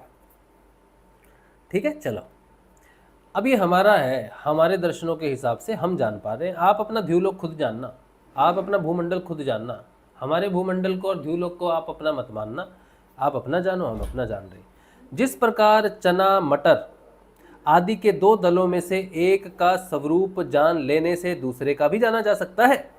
क्या बात है। आपके पास बहुत सारे मटर हैं, चना होता है ना, चना मटर। तो एक मटर उठा के आपने खाया, जान लिया। हरा मटर होता है ना, एक मटर छीलो, उसमें से 4 दाने निकले, तो 4 दाने, 5 दाने, 6 दाने, आप एक को खाओ, उसमें सारे दाने एक ही साइज के होते हैं मटर में ना, एक मटर वाले में ग्रीन पीस जिसे बोलते हैं। तो एक खाओगे, वो मीठा होगा तो सारे मीठे होंगे। अगर वो थोड़ा सा कड़वा भी होता है बीच में, बड़ा, जितना बड़ा होगा उतना कड़वा, जितना छोटा और नरम होगा उतना मीठा होता है ना। तो तो कह रहे एक को चख के जान लोगे तो सबको जाना जा सकता है। वैसे ही उसी प्रकार भूलोक के परिमाण से ही धूलोक का भी परिमाण जान लेना चाहिए। इन दोनों के बीच में अंतरिक्ष लोक है। आहा, क्या बात है, क्या बात है। यह इन दोनों का मुझे ना श्रीमद् भागवत को पढ़ते हुए ना अभी इस खास करके अब एक अलग सा ना आनंद आता है। समझ में मुझे कुछ आए ना आए, उससे मुझे कोई फर्क नहीं पड़ता, बस मुझे पढ़ने में बहुत अच्छा लगता है। मैंने अपनी पत्नी से कल पूछा, मैंने उससे कहा कि कल का सत्संग, कल जो सत्संग हुआ है वो बहुत महत्वपूर्ण सत्संग है। ठीक है, आप जरूर सुनना। अगर किसी ने नहीं सुना है तो कल वाला सत्संग आप जरूर सुनना। ठीक है, तो मैंने अपनी पत्नी से कहा कि तुमने कल वाला सत्संग सुना? तो उसने कहा हाँ देखा। हे तुम दांत फाड़ फाड़ के हंस रहे हैं। हाँ यार, क्या बात है यार, इतनी इंसल्ट, इतनी बेइज्जती है। हमने तुम्हें कहा है तुम सत्संग सुनना, तुम हमारे दांत देख रही हो। हम दांत फाड़ फाड़ के, हमको आनंद आ रहा है, हमको अच्छा लग रहा है, हम हंसे भी ना। आप बताइए, हमको आनंद आ रहा है, मज़ा आ रहा है।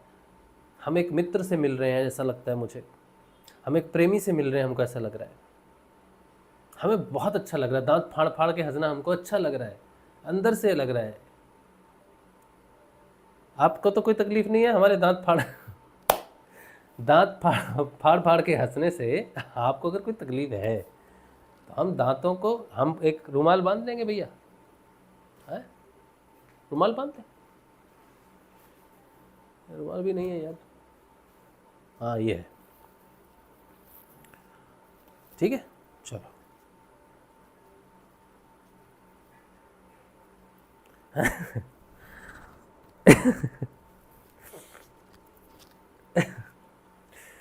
अब क्या करें, अब ऐसा बोलते हैं घर वाले कि दांत फाड़ के मत हंसो भाई, तो हम रुक नहीं सकते, हमको अच्छा लग रहा है। तो हम बांध लेते हैं। अब हमारे दांत किसी को दिखेंगे नहीं। चलो ये अच्छा लिबास हो गया, ऐसे मैं YouTube पे हिट भी हो जाऊंगा। फिर कहेंगे कि नए बाबा जी आए हैं, वो मास्क पहनते हैं। देखो मेरी पत्नी ने मेरे को एक फेमस होने का एक तरीका दिया। देखो उसकी डांट में भी मेरे को एक मार्ग मिल गया फेमस होने का, और मैं फेमस हो जाऊंगा तो मेरे पास थोड़ा धन आएगा। हाँ ये मेरे को फ़ायदा हो जाएगा, धन का फ़ायदा हो जाएगा। ऐसे तो होगा नहीं कभी, है ना। ऐसे मैं ड्रामा करूँगा थोड़ा सा तो लोग ड्रामेबाजों को ज़्यादा देखते हैं, उनकी मटिया मलीत करने के लिए, रोस्ट करने के लिए देखते हैं लोग।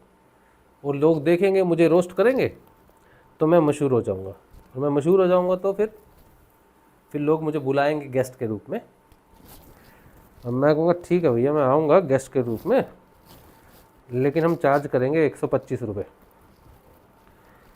125 रुपये 1 सेकंड के, हाँ पूरे सेशन के नहीं, 125 रुपये 1 सेकंड का है हमारा प्राइस है भैया, देख लो। चलो फिर उसके बाद कहाँ थे हम लोग? हाँ, दांत फाड़ के हंसना नहीं है। कहते हैं उसी प्रकार भूलोक के, आपको आवाज़ आ रही है ना? मैंने अच्छा माइक लिया भैया, 25 रुपये का माइक है, आवाज़ आनी चाहिए आपको, है ना?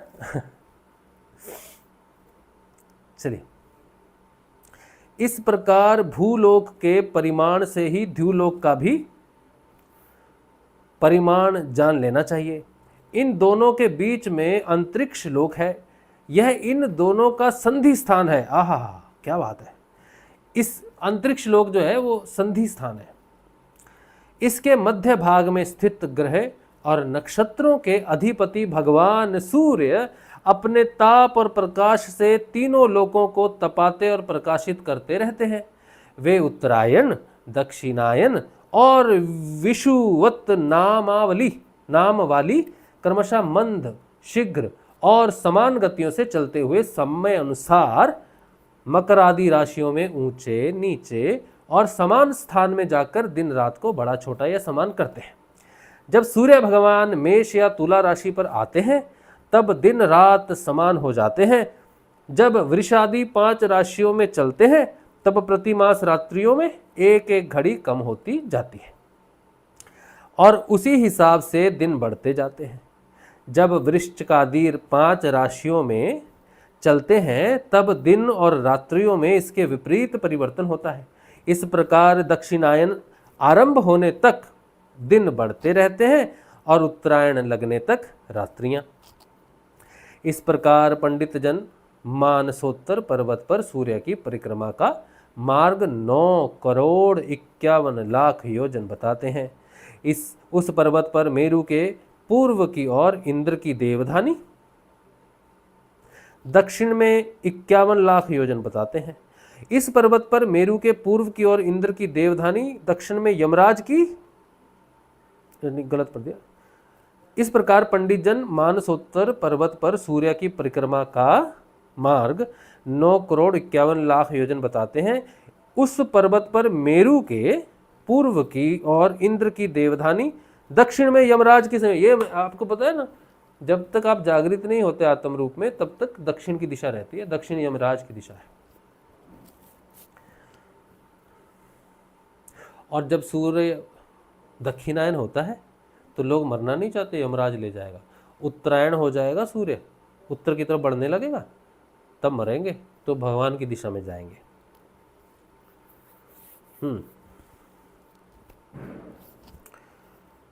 अच्छा, यमराज दक्षिण में यमराज की संयमनी, पश्चिम में वरुण की निम्नलोचनी और उत्तर में चंद्रमा की विभावरी नाम की पुरियां हैं। इन पुरियों में मेरु के चारों ओर समय समय पर सूर्योदय, मध्याह्न, सायंकाल और अर्धरात्रि होते रहते हैं। इन्हीं के कारण संपूर्ण जीवों की प्रवृत्ति या निवृत्ति होती है। राजन, जो लोग समेरु पर रहते हैं उन्हें तो सूर्यदेव सदा मध्याह्न कालीन रहकर ही, जो लोग समेरु पर रहते हैं उन्हें तो सूर्यदेव सदा मध्यकालीन रहकर ही तपाते रहते हैं।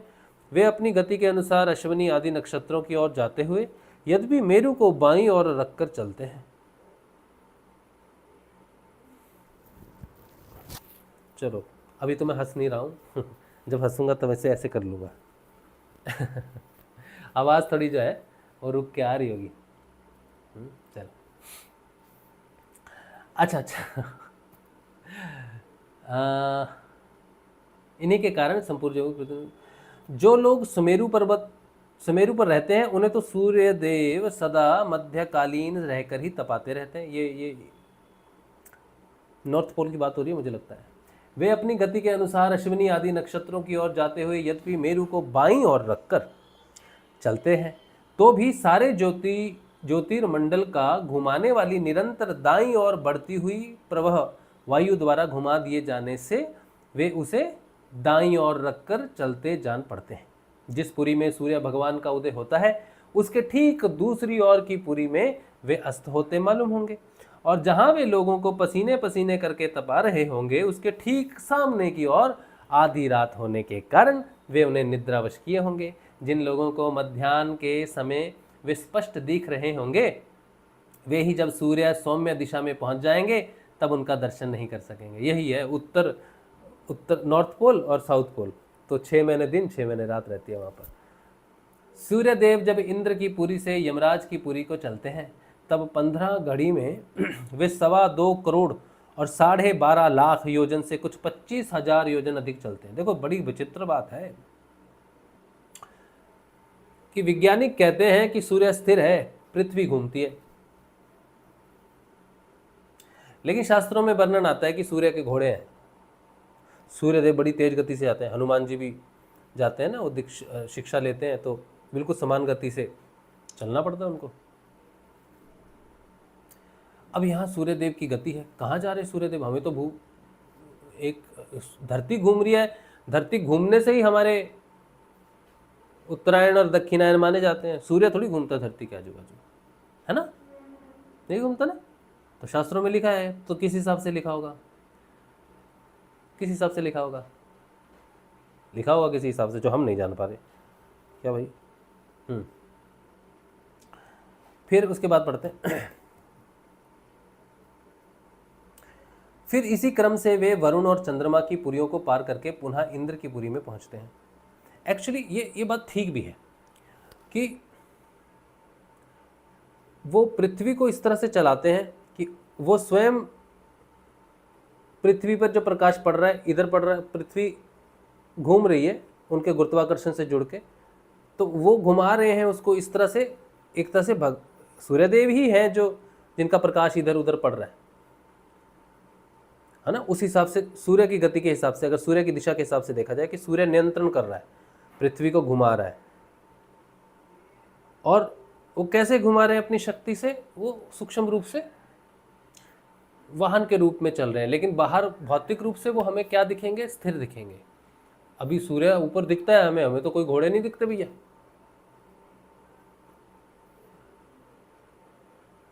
हमें तो कोई घोड़े दिखते नहीं, तो वो घोड़े कहाँ हैं? हमें तो बाहर ऐसा लग रहा है कि सूर्य खड़ा है, पृथ्वी घूम रही है, ये भूलोक है, ये भूलोक है। भूलोक में उल्टा दिख रहा है, लेकिन धूलोक में उल्टा दिखेगा। जो ध्युलोक में है उसकी रिफ्लेक्शन भूलोक में पड़ रही है।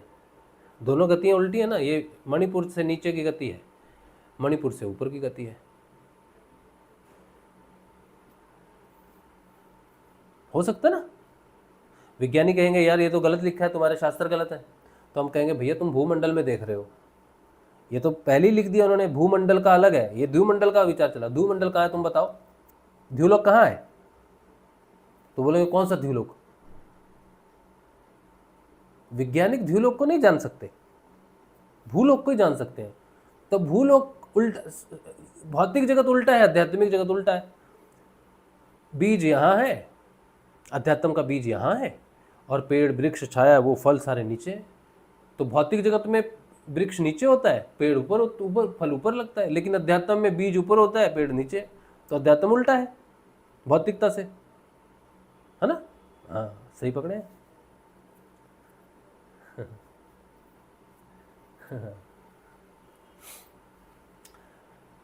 क्या मैसेज है? मैसेज बाद में पढ़ेंगे, अभी पहले ये पढ़ लेते हैं। अच्छा, तो इसलिए आप किसी संदेह में ना आ जाना कि वैज्ञानिक तो ये कहते हैं। तो वैज्ञानिक स्थूल रूप से जानते हैं, सूक्ष्म रूप से नहीं जानते क्या घटना हो रही है। इस प्रकार भगवान सूर्य का वेद में रथ एक मुहूर्त में 34,08,000 योजन के हिसाब से चलता हुआ इन चारों पुरियों में घूमता रहता है। इसका संवत्सर नाम का एक चक्र यानी कि पहिया बतलाया जाता है।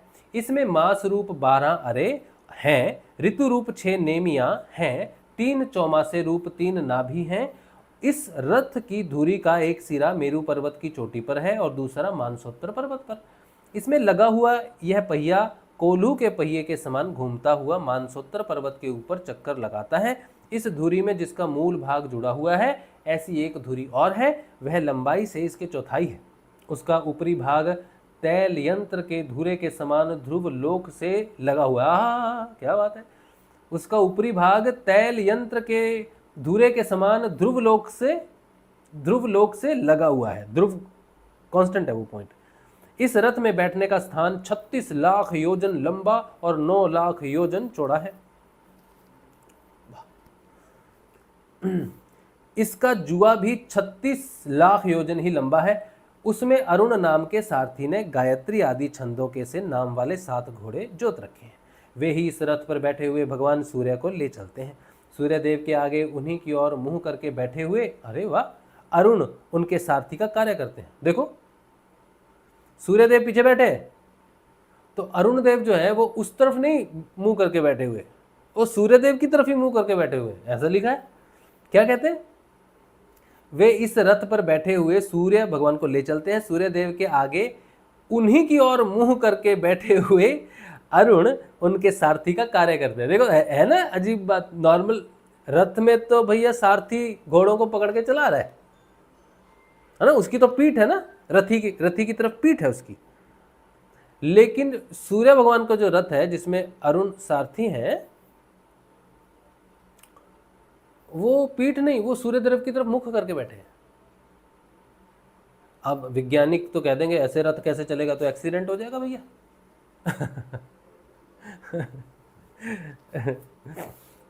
भगवान सूर्य के आगे अंगूठे के पोरुओं के बराबर आकार वाले बाल खिल्यादि 60,000 ऋषि स्वास्तिवाचक के लिए नियुक्त हैं।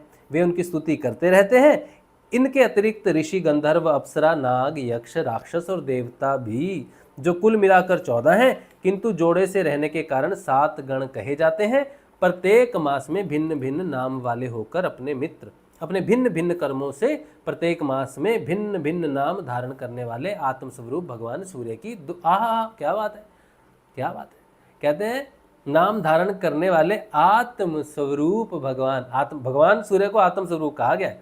आत्म स्वरूप भगवान सूर्य की दो मिलकर उपासना करते हैं। इस प्रकार भगवान सूर्य भूमंडल के 9 करोड़ 51 लाख योजन लंबे घेरे में से प्रत्येक क्षण में 2002 योजन की दूरी पार कर लेते हैं। 22वां अध्याय, भिन्न भिन्न ग्रहों की स्थिति और गति का वर्णन। राजा परीक्षित ने पूछा, भगवान आपने जो कहा कि यद्यपि भगवान सूर्य राशियों की ओर जाते समय मेरू और मेरू को बाईं ओर रखते हैं जाते समय और रखकर चलते मालूम होते, किंतु वस्तुतः उनकी गति दक्षिणावर्त नहीं होती। इस विषय को हम किस प्रकार समझें। श्री सुखदेव जी ने कहा, राजन, जैसे कुम्हार के घुमाते हुए चाक पर बैठकर उसके साथ घूमती हुई चींटी आदि की अपनी गति उससे भिन्न ही है, क्योंकि वह भिन्न भिन्न समय में उस चक्के के भिन्न भिन्न स्थानों में देखी जाती है। उसी प्रकार नक्षत्र और राशियों में उपलक्षित काल चक्र में पड़कर ध्रुव और मेरू को दाएं रखकर घूमने वाले सूर्य आदि ग्रहों की गति वास्तव में उससे भिन्न ही है, क्योंकि वे काल भेद से भिन्न भिन्न राशि और नक्षत्रों में देख पड़ते हैं। और विद्वान लोग भी जिनकी गति को जानने के लिए उत्सुक रहते हैं, वे साक्षात आदि पुरुष भगवान नारायण ही लोगों के कल्याण और कर्मों की शुद्धि के लिए अपने वेद में विग्रह काल को 12 मासों में विभक्त कर वसंत आदि 6 ऋतुओं में उनके यथायोग्य गुणों का विधान करते हैं।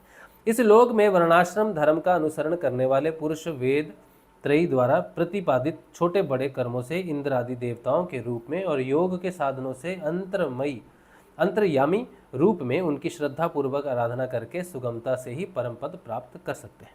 भगवान सूर्य संपूर्ण लोकों के आत्मा हैं। वे पृथ्वी और द्युलोक के मध्य में स्थित आकाश मंडल के भीतर काल चक्र में स्थित होकर 12 मासों को भोगते हैं, जो संवत्सर के अवयव हैं और मेष आदि राशियों के नाम से प्रसिद्ध हैं। इनमें से प्रत्येक मास चंद्रमान से शुक्ल और कृष्ण 2 पक्ष का, पितृमान से 1 रात और 1 दिन का तथा सौरमान से 2.25 नक्षत्र का बताया जाता है। जितने काल में सूर्यदेव इस संवत्सर का छठा भाग भोगते हैं उसका वह अवयव ऋतु कहा जाता है। आकाश में भगवान सूर्य का जितना मार्ग है उसका आधा वे जितने समय में पार कर लेते हैं उसे एक अयन कहते हैं, तथा जितने समय में वे अपनी मंद, तीव्र और समान गति से स्वर्ग और पृथ्वी मंडल के सहित पूरे आकाश का चक्कर लगा लेते हैं उसे आवांतर भेद से संवत्सर, परित्सर, परिवत्सर, ईड़ावत्सर, अणुवत्सर अथवा वत्सर कहते हैं। इसी प्रकार सूर्य की किरणों से 1,00,000 योजन ऊपर चंद्रमा है, उसकी चाल बहुत तेज है, इसलिए वह सब नक्षत्रों से आगे रहता है। यह सूर्य के 1 वर्ष के मार्ग को 1 मास में, 1 मास के मार्ग को 2.25 दिन में और 1 पक्ष के मार्गों को 1 ही दिन में तय कर लेते हैं। हाँ, क्योंकि चंद्रमा तो पृथ्वी का चक्कर लगाते हैं, तो जहाँ जहाँ सूर्यदेव का प्रकाश पड़ता है 1 साल में, वो 1 साल का पूरा चक्कर जो है वो चंद्रमा कितने में लगा लेता है? 1 मास में लगा लेते हैं। वापस घूम के वहीं आ जाते हैं, पूर्णिमा को वहीं पे वहीं आ जाएंगे। तो सूर्य भगवान को 1 वर्ष लगता है तो पास है इसलिए भी ऐसा है, लेकिन अभी वो तो कह रहे हैं स्पीड तेज है। हाँ, तो यह कृष्ण पक्ष में क्षीण होती हुई कलाओं से पितृगण के और शुक्ल पक्ष में बढ़ती हुई कलाओं से देवताओं के दिन रात का विभाग करता है तथा 30-30 मुहूर्तों में एक एक नक्षत्र को पार करता है। ये जो ज्योतिष होंगे ना, ये बात अच्छे से समझ रहे होंगे, क्योंकि नक्षत्रों की गणना वो 12 घर होते हैं ना, तो 12 घर में जो बच्चा जन्मता है और बच्चा दिन के कितने समय पैदा हुआ है ना, तो उस समय में चंद्र की क्या स्थिति रहती है शुक्ल पक्ष में, वो जान जाएंगे इस घर में उसका चंद्रमा है। सूर्य 12 बजे कौन सी स्थिति में रहता है, कौन सी दिशा में रहता है, तो कुंडली के वो उस घर में उसको बिठा सकते हैं। तो ज्योतिष तो ये बहुत अच्छे से जानेंगे। अच्छे ज्योतिष को कंप्यूटर की ज़रूरत नहीं है, वो सिर्फ समय जानेंगे कि इस समय उसका जन्म हुआ है, शाम को 4 बजे हुआ है, तो सूर्य जो है वो 7वें 8वें घर में होना चाहिए वो जान जाएंगे इस चीज़ को बाकी हमें तो पता नहीं है, ज्योतिषी समझ सकते हैं, नरहरि भाई का विषय है, ये तो हमारा नहीं है। चंद्रमा से 3,00,000 योजन ऊपर अभिजीत के सहित 28 ये जो अन्न ने कहाँ छोड़ा था मैंने, 30-30 एक नक्षत्र को पार करता है। अन्नमय और अमृतमय होने के कारण यही समस्त जीवों का प्राण और जीवन है। ये जो 16 कलाओं से युक्त मनोमय, अन्नमय, अमृतमय पुरुष स्वरूप भगवान चंद्रमा है, यही देवता, पितृ, मनुष्य, भूत, पशु, पक्षी, सरीसृप और वृक्ष आदि समस्त प्राणियों के प्राणों का पोषण करते हैं, इसलिए इन्हें सर्वमय कहते हैं। चंद्रमा से 3,00,000 योजन ऊपर अभिजीत के सहित 28 नक्षत्र हैं। भगवान ने इन्हें काल चक्र में नियुक्त कर रखा है, अतः ये मेरु को दाईं ओर रखकर घूमते रहते हैं। इनसे 2,00,000 योजन ऊपर शुक्र दिखाई देता है। यह सूर्य की शीघ्र, मंद और समान गतियों के अनुसार उन्हीं के समान कभी आगे, कभी पीछे और कभी साथ साथ रहकर चलता है। यह वर्षा करने वाला ग्रह है, इसलिए लोगों को प्राय सर्वदा ही अनुकूल रहता है। इसकी गति से ऐसा अनुमान होता है कि यह वर्षा रोकने वाले ग्रहों को शांत कर देता है। शुक्र की गति के साथ साथ बुध की भी व्याख्या हो गई। शुक्र के अनुसार ही बुध की गति भी समझ लेनी चाहिए। यह चंद्रमा का पुत्र शुक्र से 2,00,000 योजन ऊपर है। चंद्रमा का पुत्र यह प्राय मंगलकारी ही है, किंतु जब सूर्य की गति का उल्लंघन करके चलता है तब बहुत अधिक आंधी, बादल और सूखे की भय की सूचना देता है। इससे 2,00,000 योजन ऊपर मंगल है। तो ये ऐसे ही पता चलता है ज्योतिषों को, वह भाई सूखा पड़ने वाला है। क्यों? क्योंकि बुध वक्री हो गया है, ऐसा हो सकता है भाई, हम जरा जानते हैं तो बोल रहे हैं, ठीक है, इसको आप सीरियसली मत लेना। इससे 2,00,000 योजन ऊपर मंगल है। यह यदि वक्र गति से ना चले तो एक राशि को 3 पक्ष में भोगता हुआ 12 राशियों को पार करता है। यह अशुभ ग्रह है और प्राय अमंगल का सूचक है। इसके ऊपर 2,00,000 योजन की दूरी पर भगवान बृहस्पति जी हैं। ये यदि वक्र गति से ना चले तो एक राशि को एक वर्ष में भोगते हैं। ये प्राय ब्राह्मण कुल के लिए अनुकूल रहते हैं। बृहस्पति से 2,00,000 योजन ऊपर शनिश्चर दिखाई देते हैं। ये 30 महीने तक एक राशि में रहते हैं। 37 कितने महीने? 30 महीने। 30 महीने का मतलब है 2.5 साल, हाँ, 2.5 साल। तो 37 का मतलब है कि जिस राशि में चल रही है उस राशि से पहले उस राशि में प्रवेश नहीं किए, उससे पहली वाली राशि में प्रवेश कर गए, तो उस राशि में 2.5 साल लगते हैं। तो 7.5 की तीन पोजीशंस होती हैं। एक आती हुई 7.5, एक तो उसको बोलते होंगे अभी आ रही है, पूरी तरह हुई नहीं है। फिर जब उस राशि में आ जाएंगे, जिस राशि का जातक है वो 2.5 साल सबसे खतरनाक, फिर वो 7.5 उतरती हुई जब वो अगली राशि में चले जाएंगे, तो 3 राशियों को प्रभावित करते हैं। तो 2.5 7.5 वर्ष तक वो जातक जो है वो प्रभावित रहता है। तो ये उनकी 7.5 है। कहते हैं ये 30 महीने तक एक एक राशि में रहते हैं, अतः इन्हें सब राशियों को पार करने में 30 वर्ष लग जाते हैं। ये प्राय सभी के लिए अशांति कारक हैं। इनके ऊपर 11 लाख योजन की दूरी पर कश्यपादि सप्तऋषि दिखाई देते हैं। ये सब लोगों की मंगल कामना करते हुए भगवान विष्णु के परम पद ध्रुव लोक की प्रदक्षिणा किया करते हैं। कुछ लोग पूछते हैं कि हमारे पर इस ग्रह का प्रभाव है, हम ये अंगूठी पहने, हमारे पर ये प्रभाव है, हम ये अंगूठी पहने। तो आपने अभी जो जाना कि ग्रहों का प्रभाव है, आपकी चेतना पृथ्वी लोक से चंद्रमा से, पृथ्वी से चंद्रमा लोक, चंद्रमा से मंगल, मंगल से शुक्र, सूर्य, है ना, बुध, बृहस्पति, शनि, इस तरह से आपकी चेतना पार कर जाएगी। और जो सप्तऋषि हैं, जो ऊपर हैं सबसे, जो योग अवस्था को दर्शाते हैं, आप गुरुदेव की जो हमने तस्वीर बनाई थी ना, जिसमें गुरुदेव ने ऐसे वेद पकड़े हुए हैं राइट हैंड में और सप्तऋषि हैं यहाँ पर, योग को दर्शाते हैं। आप योग में प्रवेश कर जाओ तो आप सारे ग्रहों की जो सीमा है उससे पार चले जाओगे, तो आपकी चेतना जो है वो अपना प्रभाव डालेंगे, लेकिन आप प्रभावित नहीं होंगे। तो योग आपको बचा सकता है सारे ग्रह दोषों से, समझे? चलिए, अच्छा, ये अपना 22वां अध्याय हो गया। अब इसके बाद 23वां अध्याय है, उसमें बोलते हैं शिशुमार चक्र का वर्णन। शिशुमार चक्र भी पढ़ लेते हैं, बहुत अच्छा है। फिर राहु आदि की स्थिति है, वो भी इसके साथ ही आती है। कितना टाइम हो गया? 11 बज गए। ठीक है, चलो ये हम कल पढ़ लेंगे। इसके आगे शिशुमार मतलब वो सप्तऋषियों का जो स्थान है उसका वर्णन कल पढ़ेंगे। बहुत अच्छा, आज हमने दांत थोड़े कम फाड़े हैं। हाँ, चलिए भैया, ठीक है। अब जो है मैसेज 1-2 होंगे तो हम लेते हैं। राजकुमार जी कह रहे हैं, भाई साहब जी, समय कितना लगा वो बात नहीं, मुझे कितना ज्ञान मिला है आपसे आज। माना आपका सत्संग सुना और देखा, बहुत अच्छा लगा भाई साहब जी। ड्यूटी ड्यूटी ही ऐसी है, मेरी रात का कोई टाइम नहीं है मेरा आने का। कोई बात नहीं, आप बाद में देखो, रिकॉर्डेड देखो तो अच्छी बात है, बस मिस ना हो, क्योंकि आप 2-3 मिस कर जाओगे तो फिर वापस सत्संग में आना बड़ा मुश्किल हो जाता है। सत्संग लगातार देखते रहोगे तो आप देखते रहोगे। जिस दिन आपने 3 से ज़्यादा सत्संग मिस कर दिए, फिर आप वापस सत्संग में घुस नहीं पाते, ऐसा हमारा मानना है। राजकुमार जी कह रहे हैं, आपकी मुस्कुराहट बहुत अच्छी है भाई साहब जी। हाँ, मेरी पत्नी को ऐसा नहीं लगता, लेकिन ठीक है, नहीं ऐसा मत कीजिए भाई, लड़ें। लड़ें, अच्छा ठीक है, लड़ेंगे हम अपने अधिकार के लिए। हम अपने अधिकार के लिए लड़ेंगे, ठीक है, बिल्कुल ठीक। चलिए, आज का सत्संग श्री गुरुदेव के श्री चरणों में रख देते हैं।